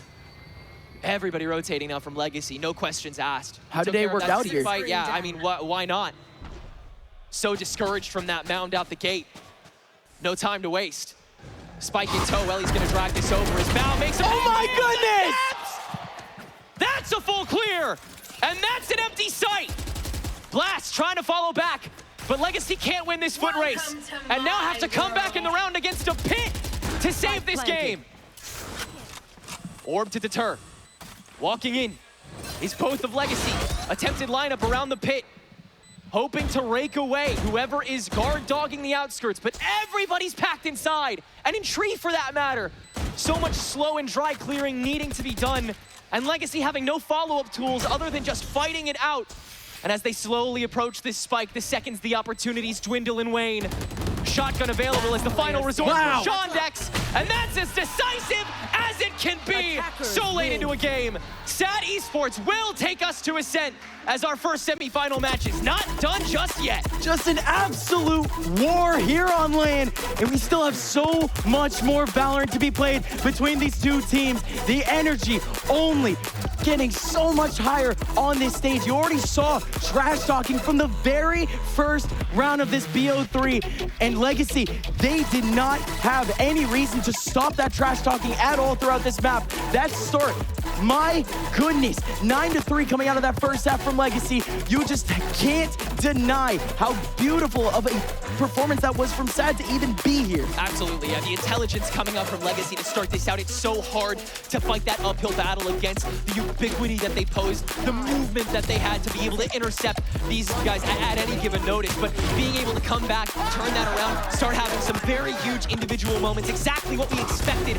out of this team, and to utilize that so heavily round after round, continue to spit in the face of these attempts to purely slow them down. They say it is all or nothing, drip or drown, sink or swim, and this time, we're gonna keep on swimming in map 3. Every single person, again, like you said, stepping up on that map for either team. Bao, Jerwin, being your main fraggers coming out of this game. You still had standout performances coming out from Welly. Jawa holding it down on his own side of the map, staying on as a bit of an anchor. And at the end of the day, every single person from Sad had to step up, because how close was that? That is as close as you're gonna get in a game of Valorant in a LAN setting, especially for as high as the stakes are for these players, for these teams that, yes, they might have been just sponsored, or at the end of the day, they just came here to LAN for the very first time. But this has to be a name-making moment for these two teams, for the 10 players on this server. This is one of those games where you truly have no idea who you would call the MVP of it. Honestly, every one of the players in this game kind of deserves that title. Everyone finding a time to kind of step into their own and understand the responsibility that they posed. Tim understanding the mid-ground that he had to continuously fight and switching up the rhythm in the micros in the meantime. Jerwin really starting to take that responsibility as a first blooder, the guy who actually does the stepping out. And in turn, Bao off of that started to take a less active role, one that was more towards completely deterring and losing focus for the other side. That conversion for each one of these players, that story arc, that character arc, that through line was so beautiful to watch. And to see it all come to that finish line, come to a head here on map 3, it is going to be beautiful to see. And it's just so crazy how I didn't even mention Shondex. Just, again, every single person on your screen as we speak had some sort of pivotal role throughout this map. And on the other side, Legacy, you saw the stats coming out of that first half. Every single player having at least 12 kills, 11 kills on the board. Legacy, they still come out of a 30 bomb from Muddy and just cannot cross that finish line. However, Jerwin had to do that exact same. You say that you can't draw the line, and I almost agree with you, purely because of how much of an impact that Muddy had for that scoreline in that first half. Yes, Jerwin came up absolutely huge in a lot of rounds, but he was really one of the last pillars, or he really had to be in a group of 3 or 4 that realistically that Sad team should have won those interactions. Jerwin just a little bit more mechanically gifted there, but at the end of the day, Muddy, he was the one breaking through in a lot of situations for Legacy. He put the team on his back a couple of times. It's for Sad, again, like I was telling you, all 5 throughout that second half and throughout overtime did their jobs. And I think Legacy, in turn, also played into those strengths very well, understanding that they do need to play around Muddy every once in a while and adapting their strategy to be able to facilitate him a little bit more. That's what I figure this third map is going to be a lot of the time, recognizing when a player has the potential to have their hero moment and saying, okay, go kill, I will support you in any way I can. These players have to step up. I mean, for goodness sake, for 5 of them, it is their last map of the day, the tournament, the series, the everything, but we are going to get to it regardless. Ascent is coming after the break.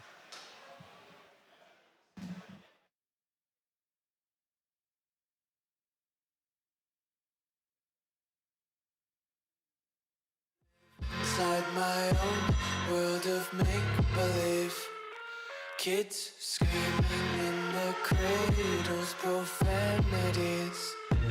I see the world through ice covered in ink and bleach.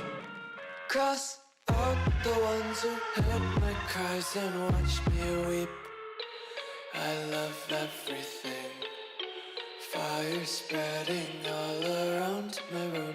My world's so bright, it's hard to breathe, but that's alright. Hush.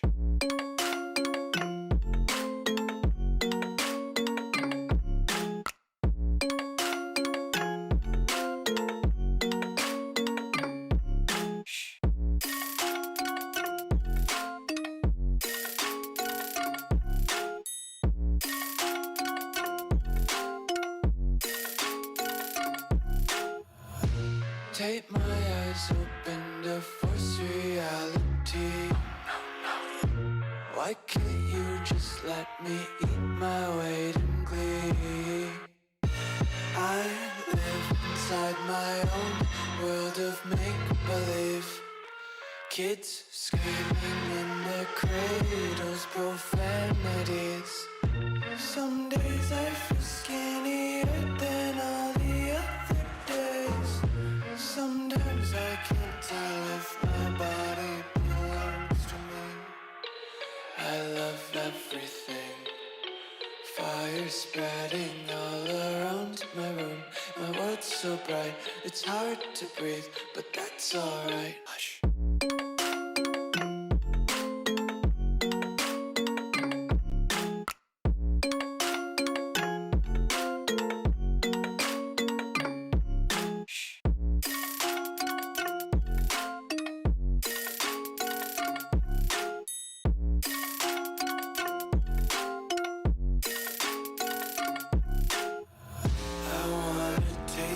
Content, hold your breath and feel the tension. Devils hide behind redemption.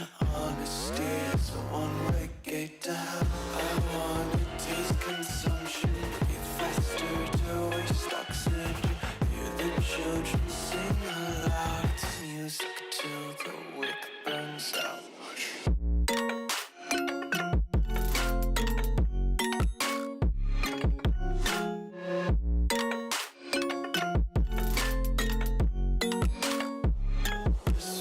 Be carefree lately, yeah. Just kicking up daisies. Got one too many quarters in my pockets. Count 'em like the 4-leaf clovers in my locket. Untied laces, yeah.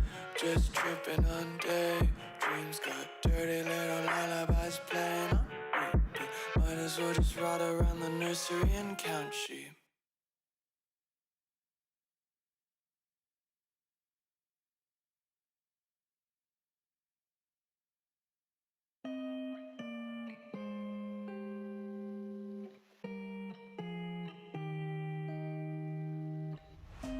I've been thinking about you and the way you make me feel nice. If you're always lonely, I will stay with you tonight. Hey, I will stay with you tonight. Hey, I will stay with you tonight. Hey, I will stay with you tonight. Hey, I will stay with you tonight. Wait, can I stay with you all night, all day? Maybe we could build our own space and stay together till the end. Wait,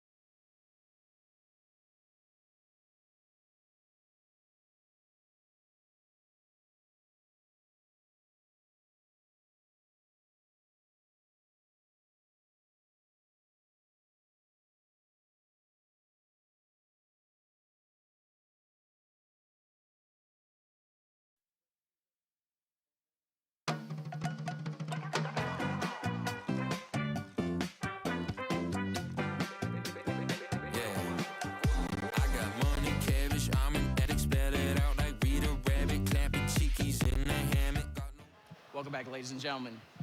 Welcome back, ladies and gentlemen. It's Zero, and we are live from Philadelphia once again, hosted by Mr. Funhaver. My name is Upmind, joined here by Tenric, and we are in the middle of the most intense best of three yet throughout the series, throughout this whole weekend. It's been a real banger for sure. Sad Esports over here taking on Legacy Kingdom. It's gonna go the distance today. Starting out on Corrode of Legacy Kingdom's pick, they were able to eventually best Sad Esports start to run away with a little bit round by round, but it still looked close. Then we went to Lotus, a quadruple overtime, finally getting over the line for Sad Esports, and they start to look really confident at this point, carrying into our third map, which is gonna be Ascent. Yeah, and Ascent is just going to be that classic Valorant map for us. These last two maps, you just have to argue. You have to battle tooth and nail with the util in the early round. You just have to bait out for those pixels.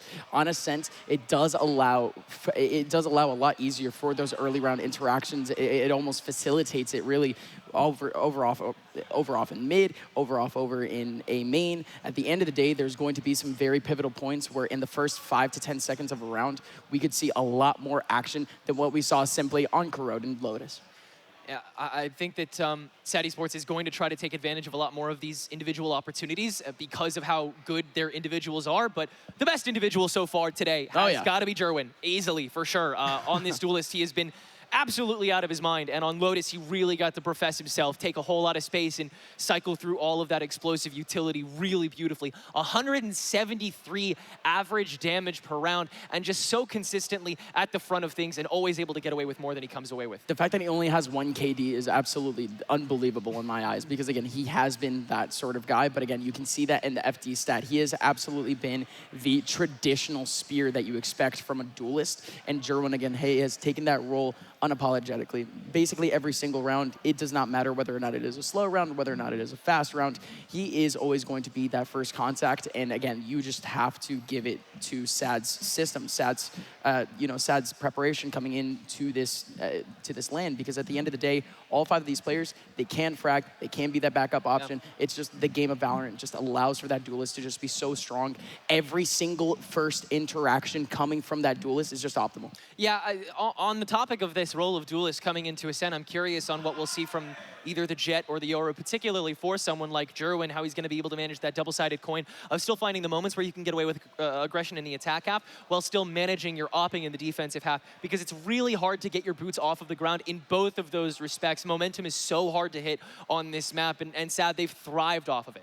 Yeah, and at the end of the day, here on this defensive side too, for Sad, we're not going to see too much of a difficulty for guys like Jerwin, but there's been some question marks coming out from the last map from players like Jawa, and there's even questions for players like Blast, where again, they were just getting assaulted on their individual sites, not able to hold things down. Here on Ascent, they're going to have a lot more of a buddy system. Those question marks should be going away. So in all reality, again, a lot of the quote-unquote like gaps that we ended up seeing from these two teams in that last map, this next map sort of facilitates them, or at least just puts them into more traditional positions. Just got to be looking out again for that classic unlock on that defensive side in comparison to that attack side, where you might see a little bit more of a, I guess you could say, conservative Jerwin. On the flip side, for Legacy Kingdom, I'm taking a look at Jonah on no doubt that Sova for this map. He's been one of the best initiators in the country, and today he has been so electric when it comes to getting the drop on Sad Esports. He's been the person that gets those fights started. He's been the signal flare for these rounds, and it becomes all too important on a round like on a map like Ascent, where you've got to make those huge calls. You've got to make those almost gambles of whether or not these teams are committing, because you're able to sort of double dip and double back in so many circumstances. Legacy, though, we're going to try and minimize that as much as possible. Starting out on the defense, giving Corrupt the deadlock on top of Blast Cypher. That has been the move as money goes to the Yoru. Meanwhile, Jerwin will stick on that Jet, Jawa on the KO otherwise for that pretty standard Ascent comp on the other side.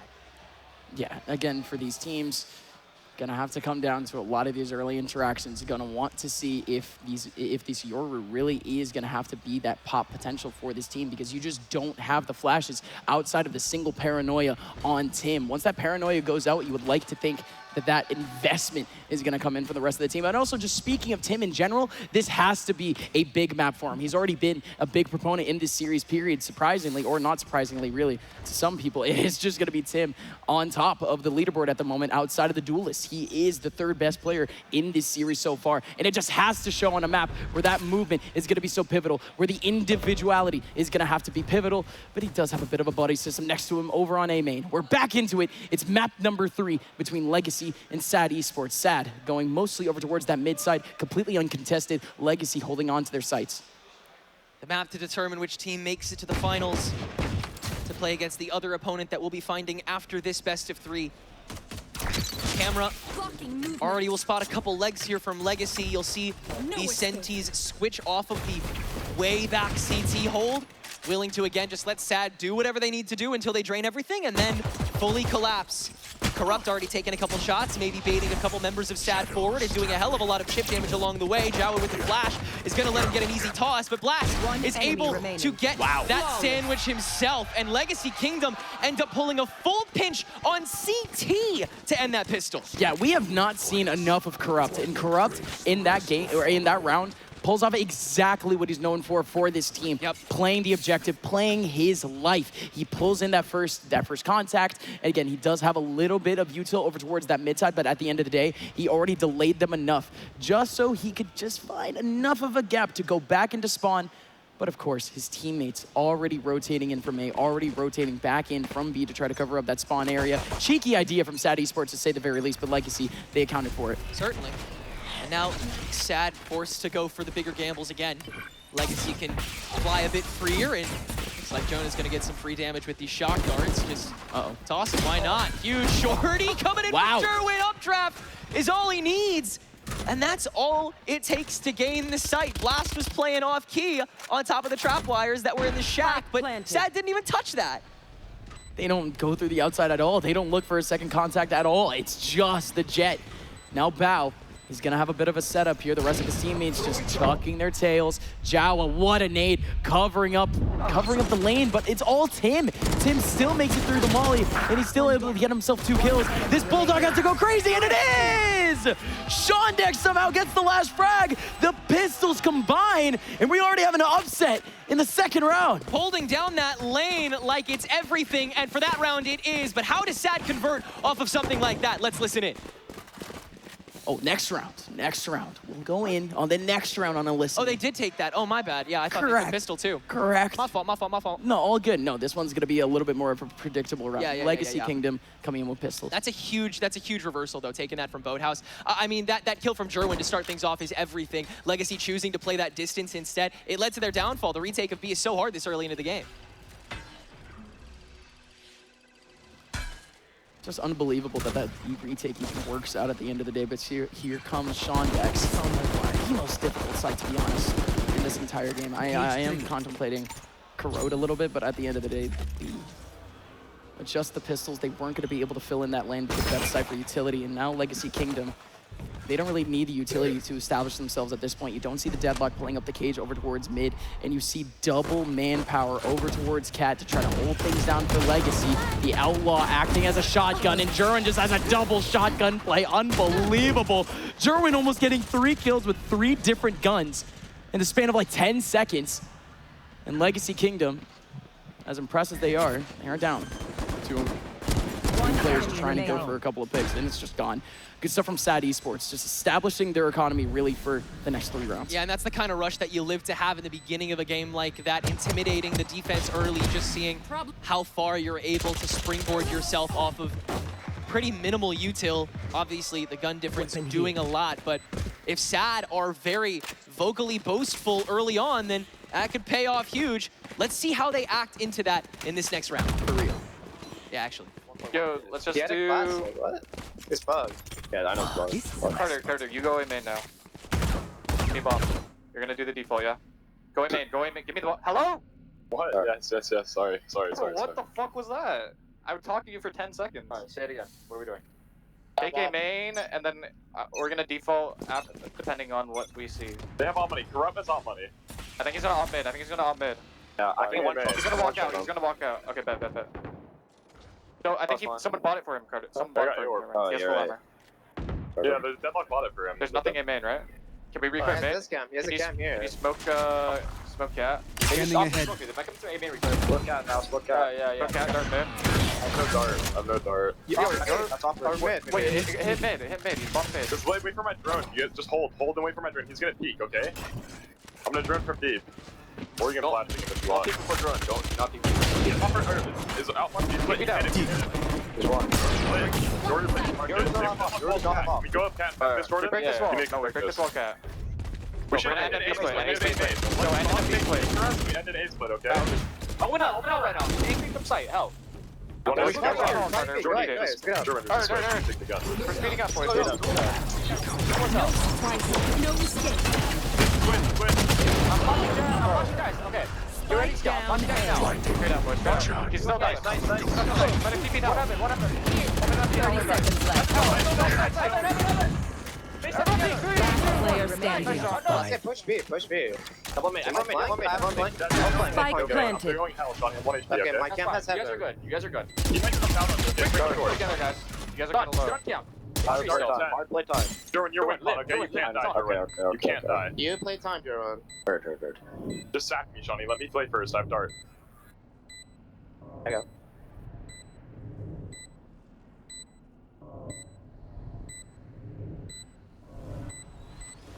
The dart up first. Time. Don't fight, Shawnee. I'm the dart up first.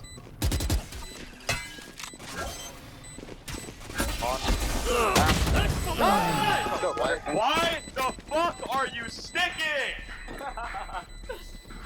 Good round, boys. I would argue that you were kind of out of options by that point, but Blast more than aware of that at that point. I'm amazed by the patience that SAD Esports had on a round like that, able to wait out that mesh and still profess the A pinch when Bao is holding over there for a century on main. Just a really impressive wait executed by them, turned into a great execution on site where Legacy were drained of everything. It just hurts. Corrupt had it all there. And like you said, the mesh caught two very important players, and he had it all to do coming out of the lane. I mean, really, at that point, it just had to come down to the confidence of actually making the full peak, and Corrupt just could not get it. He just did not want to peak. Just a bit unfortunate, especially because Legacy Kingdom, we've seen so much willingness to be a hero for so many of these players. But here we go, ladies and gentlemen, just trying to poke back into this game as Legacy Kingdom. They have at least the setup that they might want over towards the A site, with two very mobile players could be able to turn around at least 2 or 3 pretty cheeky frags, make the rotation a little bit easier for the rest of Legacy. But this approach here into back B main, there's no answer from it immediately. I mean, surely once they clear out B main, the rotation has to come in at least a little bit back over into mid, back over into A. But it is going to be mid. It is going to be Cafe that's going to get thirsted. Jerwin on the front lines. You have 2 players waiting for the drop, 3 players waiting for the drop. Oh my goodness, Jonah connects the dots. That's 2.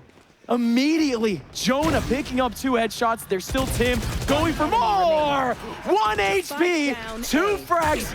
Unbelievable, Tim. 30 seconds left. 1 more player in a 1v5. Is this gonna be a flawless round on an eco? I doubt it. No way. Muddy, he's the right player for it. 70 HP, just trying to evade, trying to get a headshot too. Bullets left and could not take advantage of it. Bao still alive. This is just not gonna be his round. Spike all the way on the open. 10 seconds I'm gonna left. tripwire right in front of him. And there's Legacy, taking away their second round in a situation that they just were not supposed to take it away. Simple as that. That was a desperation run and gun from Bao at the end there to keep from the flawless. But instead, you get a thrifty coming out from Legacy Kingdom there. Jonah, 2 bullets, 2 heads. I mean, that is as decisive as it gets. But Tim is like, oh, let me just thread the needle real quick and hold it down on 1 HP from Tree. I'm astounded that he didn't get sprayed down for that second kill, but he certainly takes those. Oh my days, Welly. Oh, he's pissed about that one. Yeah, all right. Well, that's a little tilter. It's a little tilter, and you can tell this man wants to go for some disrespectful play, and he might have the setup for it. No, he sold it. He sold his Odin. You should have done it. I promise. Gosh, I just wanted the entertainment. But oh, liberal with these darts in the openings of the rounds, even though they're like not behind on eco anymore. It is a little bit weird too. But again, we have not seen SAD Esports actually, come over into this outside area and actually take out, take over in front of Switch. That's so true. Yeah, they haven't taken Shack at all. Welly with this Hunter's Fury downstream, and Legacy's already here to meet the fight. Blade Storm's out, but Tim again just standing it down. He's just got so much aura, just standing in the face of whoever stands in his way, and now Legacy can get that tank rolling. Oh, that paranoia doesn't hit. Shondex is here for free. 2 free frags from Shondex. It was going to be an even retake here coming out from Legacy Kingdom, but again, just such a difficult area to be able to try to pull this off. And yeah, that looked easy there for Sad Esports. Nice and explosive. Exactly what Sad likes to do. And handling business the whole way through. Last player Still standing. gonna have some fall off with these extra checks, and Jonah always good for himself. But this has been a terrific start from Sad Esports. A lot of melding of tempos and game plans, and some really great punishment, despite the fact that Legacy Kingdom has not really given themselves up to anything. Hasn't been any real like baiting that's worked out, and even still, it seems like Sad are able to fish out a lot more value out of these pushes. At least in terms of the B response, it is a little bit unfortunate at how basically off the wheel they've been. They've just been relying on that Cypher utility to try to come back in, but it's being read at the moment, just straight up. In that first round, I would like to think that they just, you know, they fully committed to the site itself. But once they actually realized the Cypher utility was fully taken up, they're basically playing around it. They're forcing Legacy Kingdom to just hold an eye onto that camera and to wait for some sort of call. And by the time any call comes in, way too much time has been ticked off the clock. Legacy, if anything, they need to make that call just that little bit earlier. Yeah. Sad Esports, they do reestablish themselves in this next round with a big call. No Hunter's Fury, so you can't, you know, flush out and market the same way. No. You can't be as aggressive towards the B site until you get another ultimate that's similar. Something like a Null Command, maybe? Or a Blade Storm if Jerwin's feeling himself. But instead, yeah, we'll just go poke back up mid again, see if we can get something. It's just working. No one's going to be here to peek Jerwin. Yeah, Corrupt's here again, though. Yeah, Corrupt. What a flash! Great read. What a setup. And again, Corrupt had been here a little bit earlier on in the half, but not consistently. That's for dang sure. Corrupt recollecting their position, and again, they get red. Now you gotta replace him too, or at least pretend to. That's fun. Muddy just sending the clone back to sell an extra person here. Sad CA is vulnerable because of that. He actually gets away with the Hunter's Fury. Jerwin now diving in to make up for it though, and he's 3 kills deep. I think that'll be all he needs to decide the round. I mean, that was everything though for Tim and Muddy. Yeah. They had everyone coming out of the exact same choke point, a very tight choke point at that. Hunter's Fury coming in at the same time? I'm sorry, that was Legacy's. That was their round to win, or their round to lose, excuse me, in Sad Esports. They have a Jerwin and they're not afraid to use it. That's the nature of these duelists, especially, you know, Jet, on something like Ascent. When the pack gets cracked, your priority isn't fight back, it's get out, stay alive. Find a new position where you can get 4 from. This time Jerwin gets 3.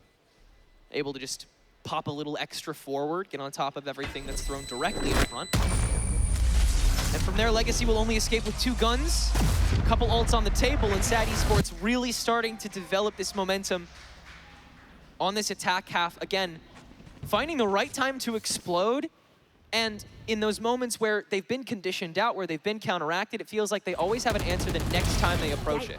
We saw that with the Market Crunch in this round. We saw it with Corrupt. 30 seconds left. And now at this point, again, this team just seems, again, just like I said, off the wheel a little bit, just off that gas pedal. Just not coming up with that creativity.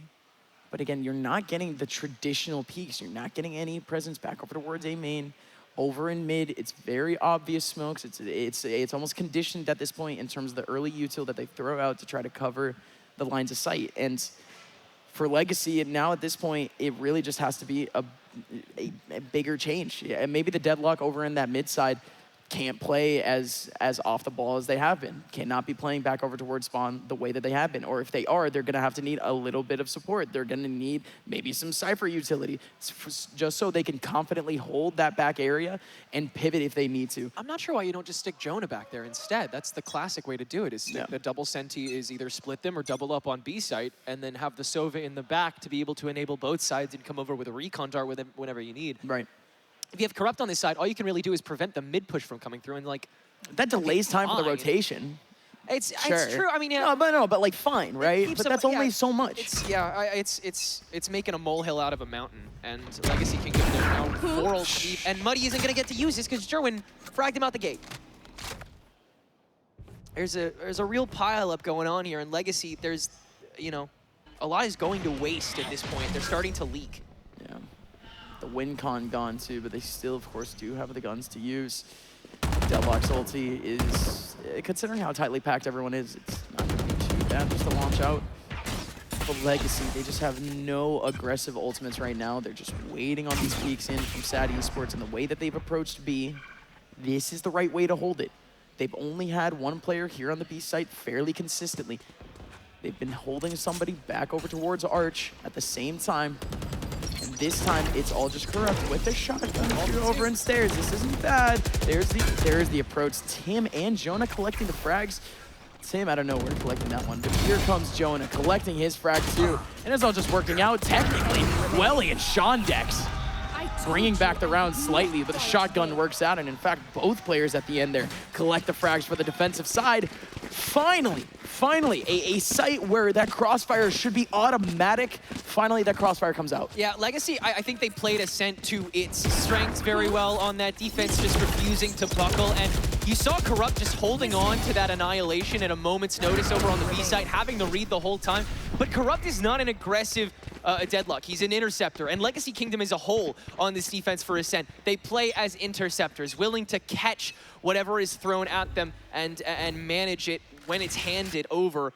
Of course, it leaves a pretty small window of time a majority of the time. And here you've seen, because of that space being closed so quickly, mainly with Jerwin, Legacy haven't been able to reactively ult a lot of the time. So you still have that annihilation, you still have that neural theft, and obviously Muddy still has that drift. But again, when do you decide to push these buttons? It's tough too. Jonah might have the right response to try to get a bit of a contact, just to get a little bit of noise. This smoke not going down forever here. Shondex, they hear the cam. At the same time, Legacy Kingdom, they're not being too antsy at the moment. They're forcing reactions, but that was a little bit aggressive in terms of the utility. Legacy Kingdom surely establishing themselves here on this B side. This is going to be the first time in a while that we don't have any sort of mid-presence coming out for this team, and it might bite them in the back. Jonah's isolated on a one-on-one. Jonah ends up winning. That's beautiful. But here comes the 3-man approach. Corrupt, not going to be able to find his man, but Jonah coming out of B main. That's the one spot that Legacy Kingdom has really never had control of on any of these close plans or on any of these takes. Finally, B main, Jonah has only one person to contest, tucks his tail, and he's able to go off. Welly trying to run away. Tim's able to get his teammate. Welly's gonna get cut off. And there's the round. Legacy Kingdom going tit for tat. Fully embracing it, fully bear hugging that attack. And again, the coverage is so clean. Corrupt, the timing on that annihilation was fortunately perfect. Unfortunately, the trajectory did not land, but Jonah with that coverage back up on the sandwich. Again, sad.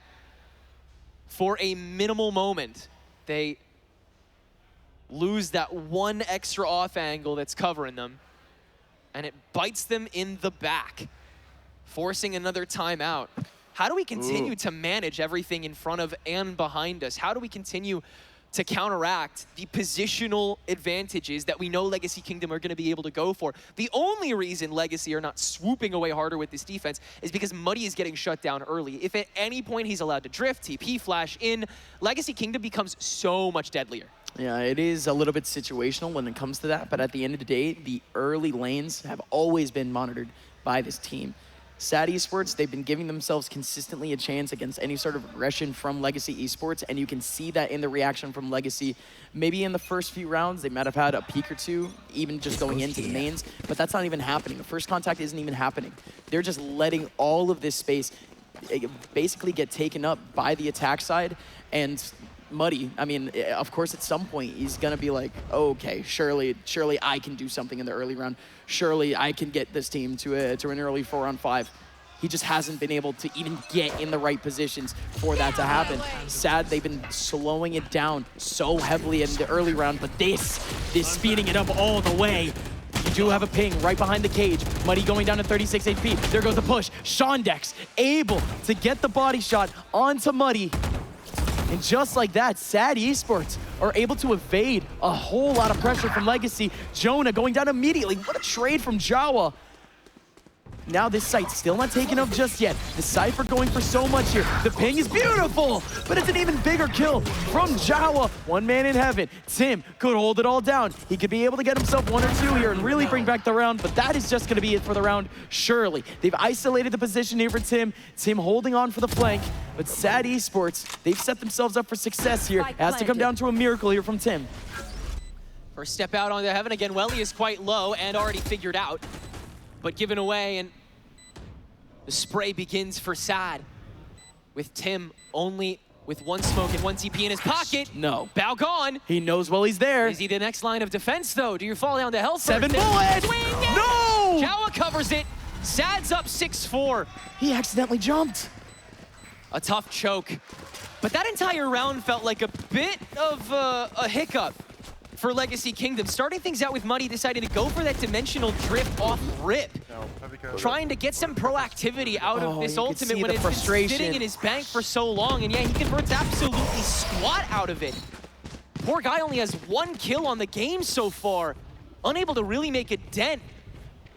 And you can see him trying to do the same thing that these other players are, trying to just wait it out and take whatever's incoming. But it's so much tougher to do when you try to be that dagger that's sticking in, especially when you can't kill with it. Jonah traded away, Tim on the judge, and now he's back out safe. And they found the spike. See the spike get dropped, but Bao joins up alongside the Owl drone. They're still looking for a little bit of a regress into A somehow. But no, sir, this attack side, they've always had Shondex over in mid. Shondex is gonna try to find his own gap, and what is this? I know exactly. What is going on? Excuse me.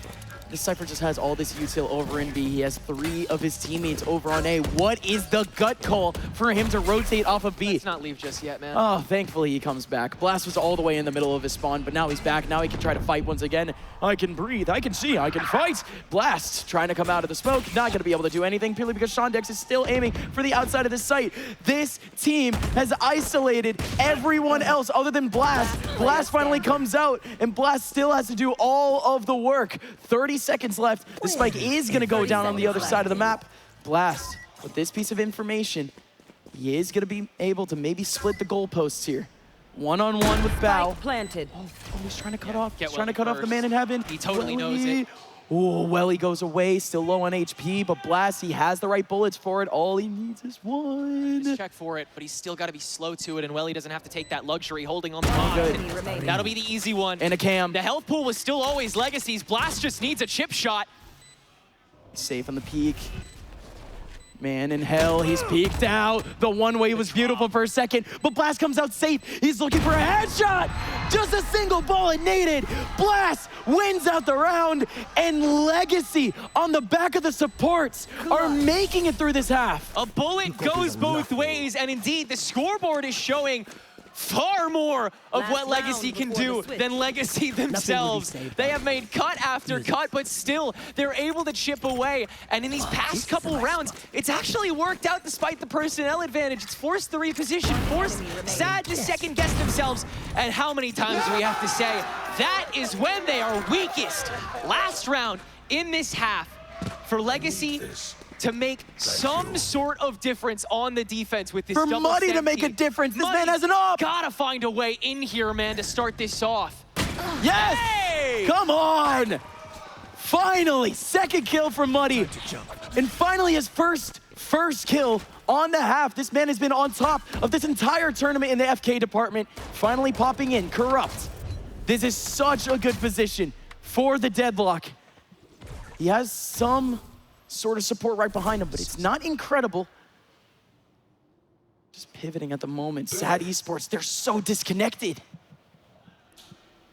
Twin Hunters Furies, both teams playing scattershot, not wanting to give each other too much of a free tag. Flashbang.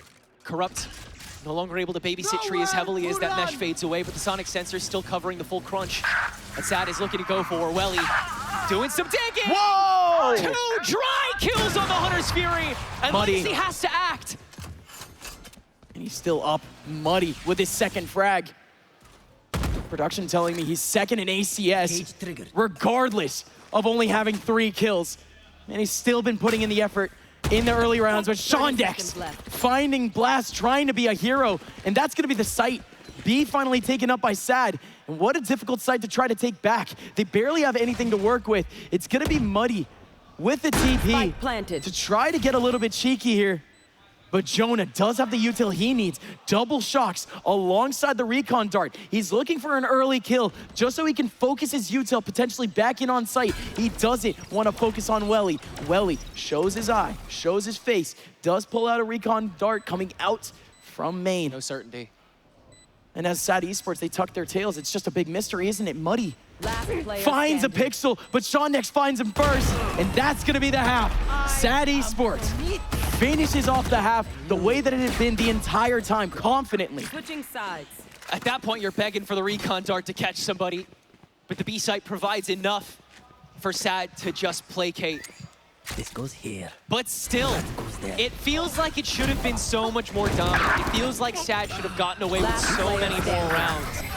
And as they shift to this defense up against Muddy's Yoru, it feels like the attack for Legacy Kingdom can become very chameleonic, very open to switching between the courtyards and the catwalks far more efficiently than we saw Sad Esports able to do. Those main lanes were the big point of attack. I'm sorry, I keep looking at the emotions on Muddy's face right now. This lane is just so different for him, dude. He really sees, you know, what he's capable of. He sees how everyone else sees him. An absolute deity. As if he's been ignoring it this whole time. Understated, to say the least. I mean, I've heard that sort of description for him. And here comes Shondex. Shondex backing on now, evading the paranoia. Is going to have one more person with him in the middle of sight. Jerwin has been so important in these early rounds, but he's not able to get any bullets on. It's going to have to come down to these 2 players in the back, and they're both gone. Sad Esports with such a difficult retake here, but they have the right combination. All 5 players for Legacy Kingdom have wrapped themselves into the middle of this site. It has to be pot shots. It has to be headshots. They have to find the pixels from behind these corners. They have to get a little bit aggressive, but it's working. Bao's able to get 2 out of it, but Jonah holding on real strong once again.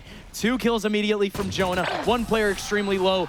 Legacy Kingdom start off on the right foot. Very standardized, very set, and very powerful. That barrier mesh to go up into market essentially acts as the Hunter's Fury that Sad Esports used to take care of that same spot in the previous half.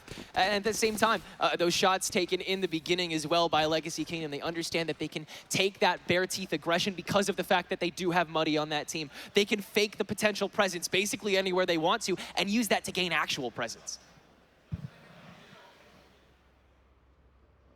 And here for Legacy Kingdom, they're just gonna have to worry about the early positions here for Sad. There's no way that they can have any sort of aggression here, and Ascent just kind of allows for it. They're taking up the mid side, no contacts whatsoever. But what is this? Jerwin peeking out. Almost a quick peek coming out from the Yoru. He sends out a clone. Shondex alongside Jawa. They smell the blood in the water, but still no peek from Muddy. He has the perfect gun for these 2 to try to take advantage of. And the rest of his teammates, they might also be lurking into some pretty interesting interactions. Almost a one-on-one over towards Cat 2. You saw the bullets. You saw the contact. Muddy gets his first, and he gets the second. A clean getaway for Legacy here. That they'll try to wrap up it as quickly as possible. Jerwin, nice door stop, but Muddy's up to 3 now. Could be on the warpath for the ace if Sad Esports choose to actually duke it out with this, but with the barrier mesh thrown out by Corrupt this time in a backside, the options are extremely limited for Sad, at least for the first end of this post plant, which is now begun here. Legacy, again, all about keeping the guns here. And the spray down the second the door is torn away will reduce almost every variable in the book for them. Welly down to a scrap. And it's just gonna use that to maybe farm some exit kills in the finality of this. But Legacy will tie things up at 7 and have good reason, good set plays for the future of this. They have not revealed much of their playbook to start this game off at all. I can't complain at all about the approach, though, from Sad Esports. They had the right concentration, period. Back over towards this B site. But That's fundamental play from Legacy. That's going to be the closest they've been. Legacy. Let's see how they approach this next round. Yes, can we show them A main like Euro flash? Actually, no, give me a thing. I'm feeling nice with that shit. Look. Throw smoke. Throw Euro flash. Throw dart, and then blast. I want to be with you, and we're gonna grab that, kill these fucking guys. Try to bit the wine dart, right? The wine dart? Yeah. Wine dart is fine. Yeah. You want me to smoke the main as well? You are showing them A main with the Yoru flash and the Omen smoke, and Blast and I are killing them when they try to punish them B. Yes. I'm gonna come with you guys B too. Okay, nice. Cage triggered. A bit. Give up money? No want money, Wait a moment. They're broken from wine. They're wine. They have wine control. There's 3 of us, okay? Take these fights together. There's a trip lane. There's a trip lane. He's doing his like lane. I showed flash and I showed TP. I'm gonna grab orb and I'll shock the trip. I have to run. Where's the lane trip? We're like 4B. So we're Here is like I see. They're no Stoa B. No trap. They're gonna rotate. I just hate that They're trap. bunkering. They're going into their bunker. I want duel here. I think no. I think we can just throw smokes and just walk out with the drone, guys. I already broke one trip. Just take front sight, section to sight, section it. Okay. You need cage market. We only have one smoke. have that. Full smoke respawn. Smoke spawn now and cage market. Yeah. You peek their bunker. Take flight. All the back to back side. There's no trip close. Logs is clear. Boat is clear. Just walk out. Walk out. Go out lane. I'm only blind back side. Break it. It's broken. I'm blind back side. I'm blind back side. Fighting boat. Market's open. Guys, walk lane. I'm a TP front lane, okay? Keep it across. Johnny backside. The other boy. Oh, I missed my dart. Backside. Pick that guy. Together. 30 seconds left. Flooding. Front side. Oh my god. Front side. My cam upstairs, okay? Toward lane. Deep breath. Wide.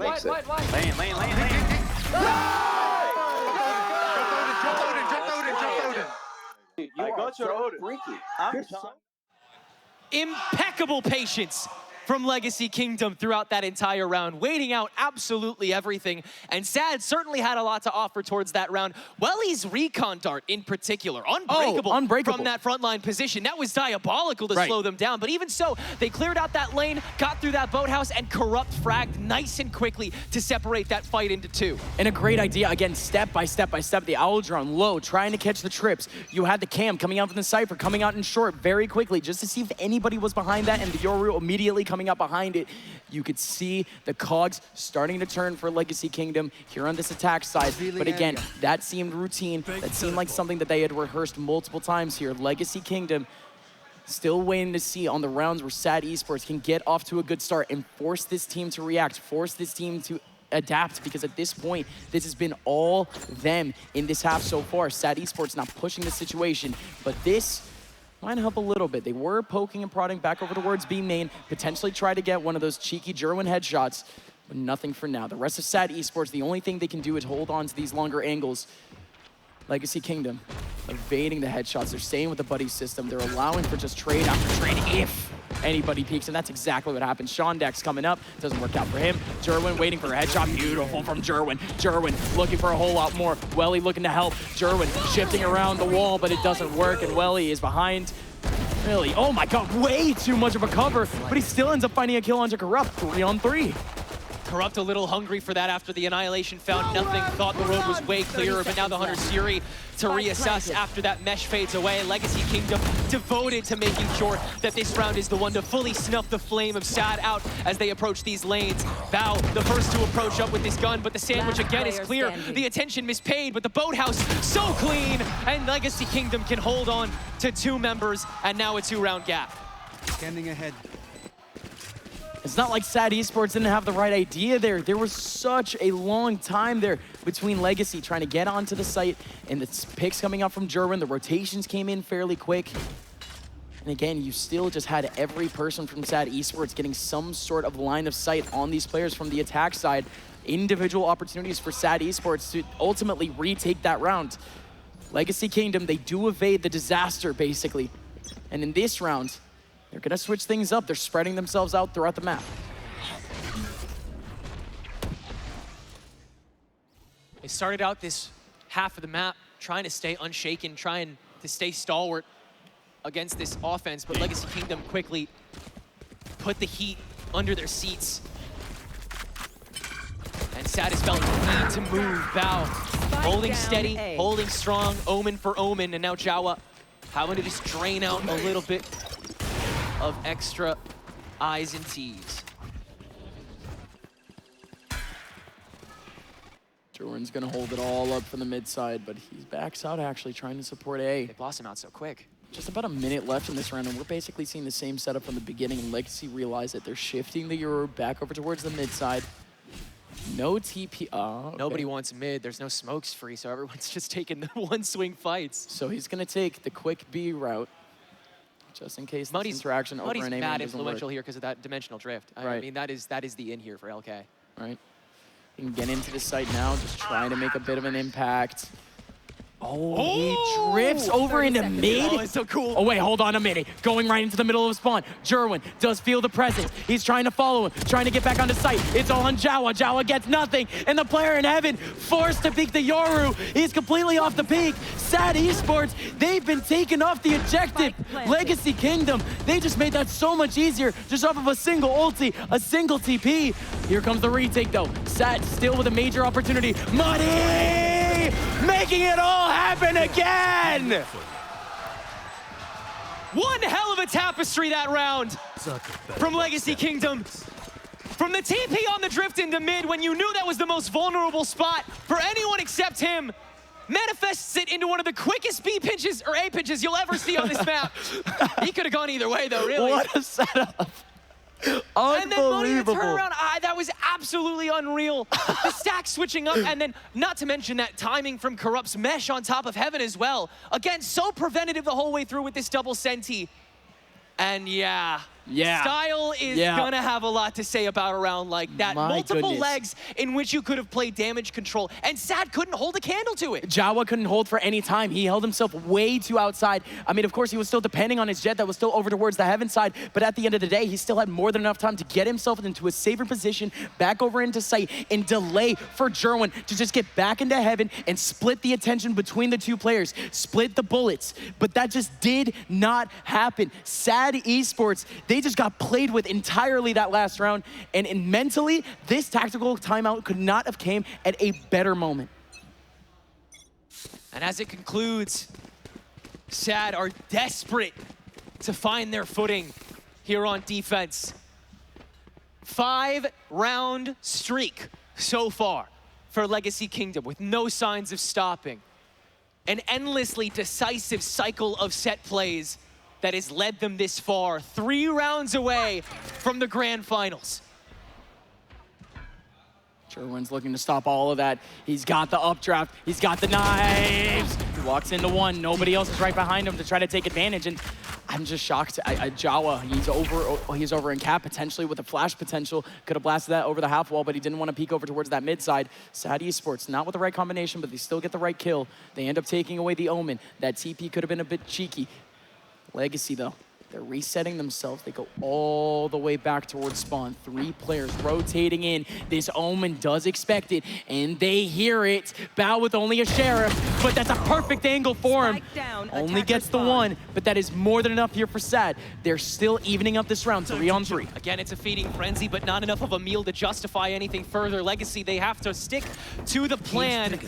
As bare bones as it is, but again, no smokes on the battlefield, so Legacy can take their time and really get to utilize Muddy again on the drop. One man. Dart in 14. He's gonna have really all of this. And that's gonna be too much time fitting off the clock. They're gonna have to go right now without a recon. Sean Dex, only a Sheriff and a Hope. The Hope is gone for him. Welly, 60 HP, looking for some pot shots. Spike planted. We've seen some big rounds here from Sad Esports on the pistol, but this one seems a little bit out of sorts. Look at how safe Legacy Kingdom is playing on the site. 2 players hiding in the back of Boathouse. There's only 1 player really shifting, and he's peeking with his teammates in the back. Blast steps up to the triple. 1 enemy remaining. Able to take away one of them. Jawa gone. Welly gone. Take what's useful. 2 more rounds for grand finals. And it still just looks so decisive from Legacy Kingdom. Such a good understanding of how to shift the plan when you lose your smokes. And simply put, if SAD are to lose their smokes at this moment, they become so much more vulnerable to retake game because so much more enemy remaining. And if they guess wrong on what site they need to intercept, now that there's less people on the field, they're the ones that get punished for it. You got some ults on the field now, at least, but SAD can still purely use them for positional gain. And all too often, that has not been enough. How about that team get a boathouse real quick? Legacy really toying with him. And the Sova did re-clear, so all good, but still. Very interesting setup. You're gonna have the recon bolt, the owl drone, the cam, the double trips over on B, and you have exactly the player that you want with the high ground. Jerwin over back in the mid side. This is starting to look real dangerous for Legacy Kingdom. All 5 heading towards the same angle. Good on Welly to get rid of that wire soon. Because Legacy Kingdom, otherwise they can continue to take their time. They feel pressured to come a little forward because they haven't cleared behind them either. And that's where the other wire sits. Nowhere to go but forward. Next? Out of the frying pan into the fire. Dimensional drift to try to push this team to a 12th. Here he comes into the back line. Jern with the high ground, not able to get anything out of it. Dimensional drift into the back. He's able to spot both. Welly still takes down Muddy. They just know that both are in both house. They need to take away at least one of them to just make the second one light, but it's just not happening. Welly, Bow, knocking them all down. Only one player remaining, and Blast has to pull off a 1v5. He has a 1v3 now. I have retrieved with the spike. These players are so close, though. He just doesn't have a chance here. 18 seconds left. Blast pulls out the information! Are you kidding me? Ace clutch! Impeccable work from Blast. After Money did most of the dirty work to clear out the boathouse with that TP in, it felt like SAD still had so much control. Welly was overwhelming. That felt so disconnected. And then Blast jumps on. 1v5! That was a swift turn in the first place. And then he doesn't hit that ultimate. He knows they're going to swing on top of that. So he gets proactive on the first lane, then tosses it in. And the pressure's too great. Dude. That is one of the best rounds I've ever seen, dude. That was insane.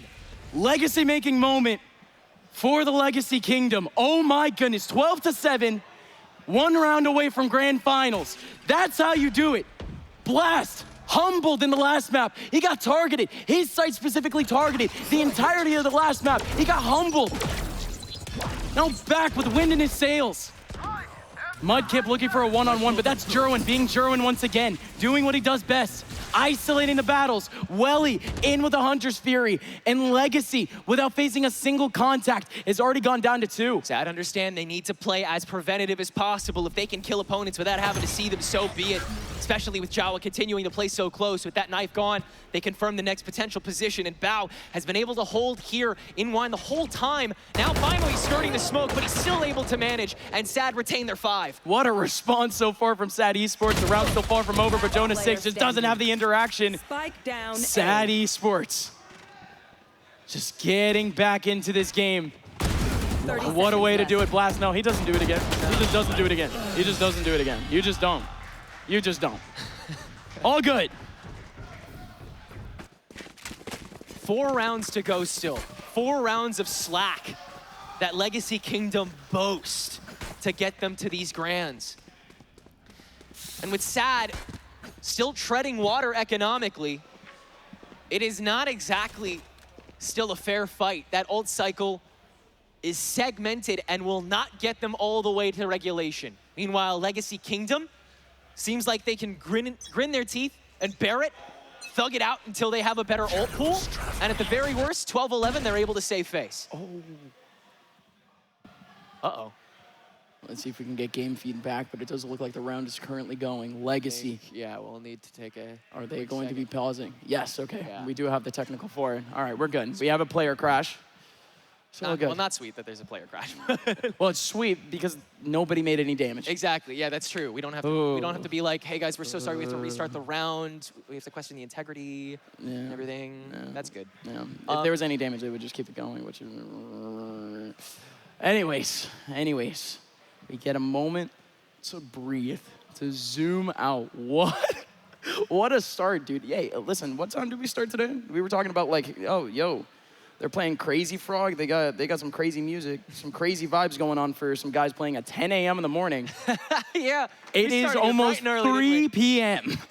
It's been a really long starting best of 3. And just, again, to keep you guys updated, we have 2 more series to play after this. The other semifinals being Dynamo versus Nightblood Gaming, and then the winner of that will go on to face the winner of this in the grand finals right on this stage tonight. It's all getting done on Championship Sunday. Yeah, it sure is. And for these teams that have been playing all weekend, you can already tell that that's honestly like a bit of a mental diff. Them playing the entire time throughout this weekend. Some of the teams who they weren't able to go through the 3-0, they had to go through the long nights. It did catch up. I mean, you even heard it from SAD Esports themselves. It did catch up at some point. I'm sorry to say, like this tournament, as you go into this last day, you are just going to be seeing those little cracks come in and out. But for this game, yes, it is the small gaps here, but they're not easy to call out by any means. Again, all 10 players on this server has had their opportunity to be a star, and they've all taken it in some way, shape, or form. Oh, this is the way to start off a championship Sunday, Mr. Tenrick. This is fantastic. This is fun. SAD Esports, after winning their revenge match, besting the one team that defeated them so far this tournament, their revenge tour is nearly complete. But Legacy Kingdom have been built to come back. They have been bred to make these games interesting and to still come out on top, which they are 1 round away from doing. And they still have multiple tools at their disposal incoming. 3 orbs away from 3 ultimates, crucial ones as well. The second Muddy gets that drift again, feels like the leverage is so decided. Right. And that was, I mean, the last time the dimensional drift came out, that was full B control except for that boathouse position. And those 2 players, yeah, they ended up taking up and then some basically the whole round, but like whatever happened know. after that, I can't remember. But still, this team, Legacy, they have set themselves up for success no matter what. Yes, we should be seeing that big ultimate combo, but do they exactly need to do it in this next round? I don't exactly know if the economy is even at that point. Yeah. However, they have plenty of Valorant to be played. 4 rounds left, if I'm not mistaken, in the regulation phase. If they end up going the distance, if the ultimates are expended here, they will have at least maybe 1 of them, maybe 2 of them, going into that last round. It's just all about the future here for Legacy because they just need 1 singular round. Every interaction is not as important for them. Simple as that. The weight has been taken off their backs that little bit more. Don't think Muddy thinks the same, but yeah. Yeah, finding that one massive moment, not necessarily from one specific person, though. That's become a little more common this series. But for a team as a whole to have that aha moment and really see the path on a map like this, oh my goodness, happens all too often for these very intelligent players. Oh man. We'll be starting back at the end of the previous round we just completed. So nothing delayed or restarted or stalled, just simply hitting the ground running into that buy phase. So we appreciate everybody's patience with this pause. As again, we attempt to find out the first finalist here at the 0 in LAN. I think, personally, it's been so exciting, again, watching these 2 teams specifically develop in North America over the season. And it's from 2 totally different backgrounds of organizations. SAD having been in the scene for 2.5 years, and this being their by far scariest iteration yet. Meanwhile, Legacy Kingdom picking up the ex-Funhavers squad and turning them into this new sort of a very much cleaner squad that's got this new brand behind them. And a new brand it certainly is, trying to make some noise in gaming. I mean, it's a structure, right? Because there's a lot of, I'll tell you this much, there's a lot of coaches out there in Valorant that just want the right opportunity. And, they're not exactly biting for teams that are just free agents, right? Yeah. For an organization to come in to support this team, they immediately put their mark of approval for a guy like Styles to come in to try to help this team. But that's for SAD Esports. For this Legacy team right now, they are helping themselves right now. And somehow they got the right mix of veteran status and also the youth. Where did they get money from? Just where did they pick this kid up from?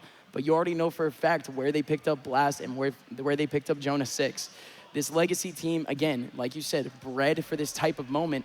But this team, this organization only invested into Valorant about, what, 3-4 months ago. Hasn't been long. And could already be looking at a championship. SAD Esports, their reputation does not precede them. They do not have that record. They have not showed up on LAN, period. They have not showed up in onlines. They have lost 8 straight Funhaver qualifiers. But still, at the end of the day, can SAD Esports still make their names known in the halls of Funhaver history and try to take away a tournament here under the MFH banner? Here comes a big take over towards the mid side. 3 players, 3 pieces of presence here for SAD Esports trying to cover this up. But the attackers, they still have the presence going back over towards A, and if anything, Cat is completely empty. It's Jawa taking the back cog to start things out, but now the double swing out from Market. SAD really switching up this mid-hold, trying to prevent a beat crunch when they know Legacy Kingdom has so many tools to start making that happen soon. If Legacy can even start conditioning this, then it becomes too dangerous to hold on to for the remainder of regulation. But Legacy will stop banging on that door. They've tried it enough, and they don't want to use any more important utility to get onto the site itself. Still, though, A seems like the more attractive opportunity since it's closer, and Catwalk has been a much more accessible unit for Legacy thus far. And look at Muddy. They broke that window so early. But he's gonna have a one-on-one around the corner. Welly. Little shaky, and Muddy almost finds another one. It had to be Jerwin to collect that frag back, but he's down to 30 HP. But look at this angle. So sharp on the headshot, just looking for the right angle. And it's Shondex and Jerwin that get the headshot anyways. The attacker's still coming out of the mid side. There's gonna be 2 from SAD to try to cover this off. You still have the util from the Cypher. 10 seconds left. Legacy Kingdom just running out of time, but there's gonna be no options here from SAD Esports to immediately shut this down. It's gonna be a full retake onto 3 players that they just have no idea where they are. Tim is being held off, but he has the paranoia. Slight shift into the boathouse. This triple hold can be maintained. SAD have to relegate util just to clear that lane, and Blast holds strong only for 1 though. You needed more. You gotta back out into the boathouse a little harder, and you can double down the steps for that. Tim focused in this 1v1 against that flash grenade. No way. Jonah holding his own in the boathouse. Shondex is on site though, and Tim's gotta play this damage control ASAP. New gun in order to try and get the manufactured reload, but Shondex is just holding this spike. Tim can't hold it down in time, and we will keep it going. I mean, what an incredible call. Both players tucking into the back corner. The one person pops out like a meerkat, and that just shows that, hey, potentially that's the guy that was on the spike. Maybe that guy's off the defuse. Never mind. The defuse just keeps going in his face, keeps going in a one-on-one to keep the game going. That's it. Legacy now still resetting a little bit, but their economy is still fine. 12-9 situation with still the rifles. The big thing here for Legacy, if they still lose out on this round, SAD Esports, they can climb up to 12-11 all they want. Legacy will have one last battle then with a whole lot of ultis. And guess how that went last time. Legacy. Yeah, like you said, they can really slow down what they choose to work with at the moment. But they don't want to let an opportunity go to waste. If they spot a way in, a way to get this done now. That's a good start. That's it. Huge start cut through the tree. There's one more. It's Jerwin. Jerwin starts off with 1, looking for more, but he backs out immediately. He just takes whatever advantage they can get. Peeks back in for a cheeky pixel. No pixels are given. Jerwin smoking himself off, allowing potentially for his team to try to walk forward. Legacy Kingdom now establishing themselves here on A. SAD Esports. All 3 coming in from basically the same angle. Shondex can't do anything with this cage. No annihilation available either. Corrupt used it early. Jonah gonna use this Hunter's Fury just to continue to play keep away, and Blast finds a frag off of it. They're 2 in. remaining players down from heaven. Welly's already down, and Jerwin holding on high. Corrupt the easy grab net into 1. It's just that upper on top, and that's as easy as it gets. Legacy Kingdom moving to the finals. Well done. I mean, what an unbelievable way to do it. Legacy had a 1v5 this half, and my goodness, Legacy had to fight tooth and nail to get back into this game. Both of these teams fighting for the last 5 hours in this best of 3. That 1 sec pause was maybe a little long, but it was really only like 5 minutes. Chunked away enough time for Legacy to take a breather, put Muddy back in the direction of success. How many kills did that man have in the first half? 2, right? Like 2, maybe 3? He absolutely... He had 3 in like the last like minute, dude. Took over when sides swapped up. He took that role and utilized it so perfectly well. Every member of Legacy, that intelligence skyrocketed on the attack half. And it was absolutely gorgeous to watch those set plays coalesce together. SAD Esports came with responses, came with individuality, came with everything we expected, and also a pretty big lack of mental booming for the most part there. Yep. Comms were clean, everyone was still doing their job, everyone was still holding it down. It just came down to the individual matchups. And at the end of the day, Legacy Kingdom were able to reduce a lot of fights to man advantages and just trade away. Yeah, and again, the big thing coming in from this Legacy team, you would expect at some point that aggression, that pure aggression coming on that attack side, it never came. No matter how forward postured that this SAD team ended up getting, it just did not matter. These off setups, these off angles, they had a buddy system maybe for like the first like 15 seconds of the round, but that buddy would end up leaving and having to cover another side of the map. That off angle still gets established, and at that point, it's a one-on-one. It's a one and done, maybe. Yeah. And this team still was able to find those gaps just by keeping that same play style throughout that second half. Keep it slow, keep it methodical, let Muddy just scale into the right positions, and even sometimes let him TP into the right positions. But my God, this team found what it took to get to the grand finals. They've taken down some of North America's best already. Legacy, one more to go to establish a legacy already, and they just started. Hairpin aim and even thinner margins for the round. You couldn't ask for a better finalist, a more entertaining protagonist entering the final match of the day. Of course, we will have one more before that. We'll have to find the opponent for Legacy, and it will have to be a fit one, because truthfully, all 5 of these players feel at their peak, their mechanical best. Their understanding of what they need to do really, truly hit its apogee in Ascent. Yeah, Ascent, again, it was supposed to be that classic map for somebody like Muddy just to step up and get his one-on-ones, and he was confident.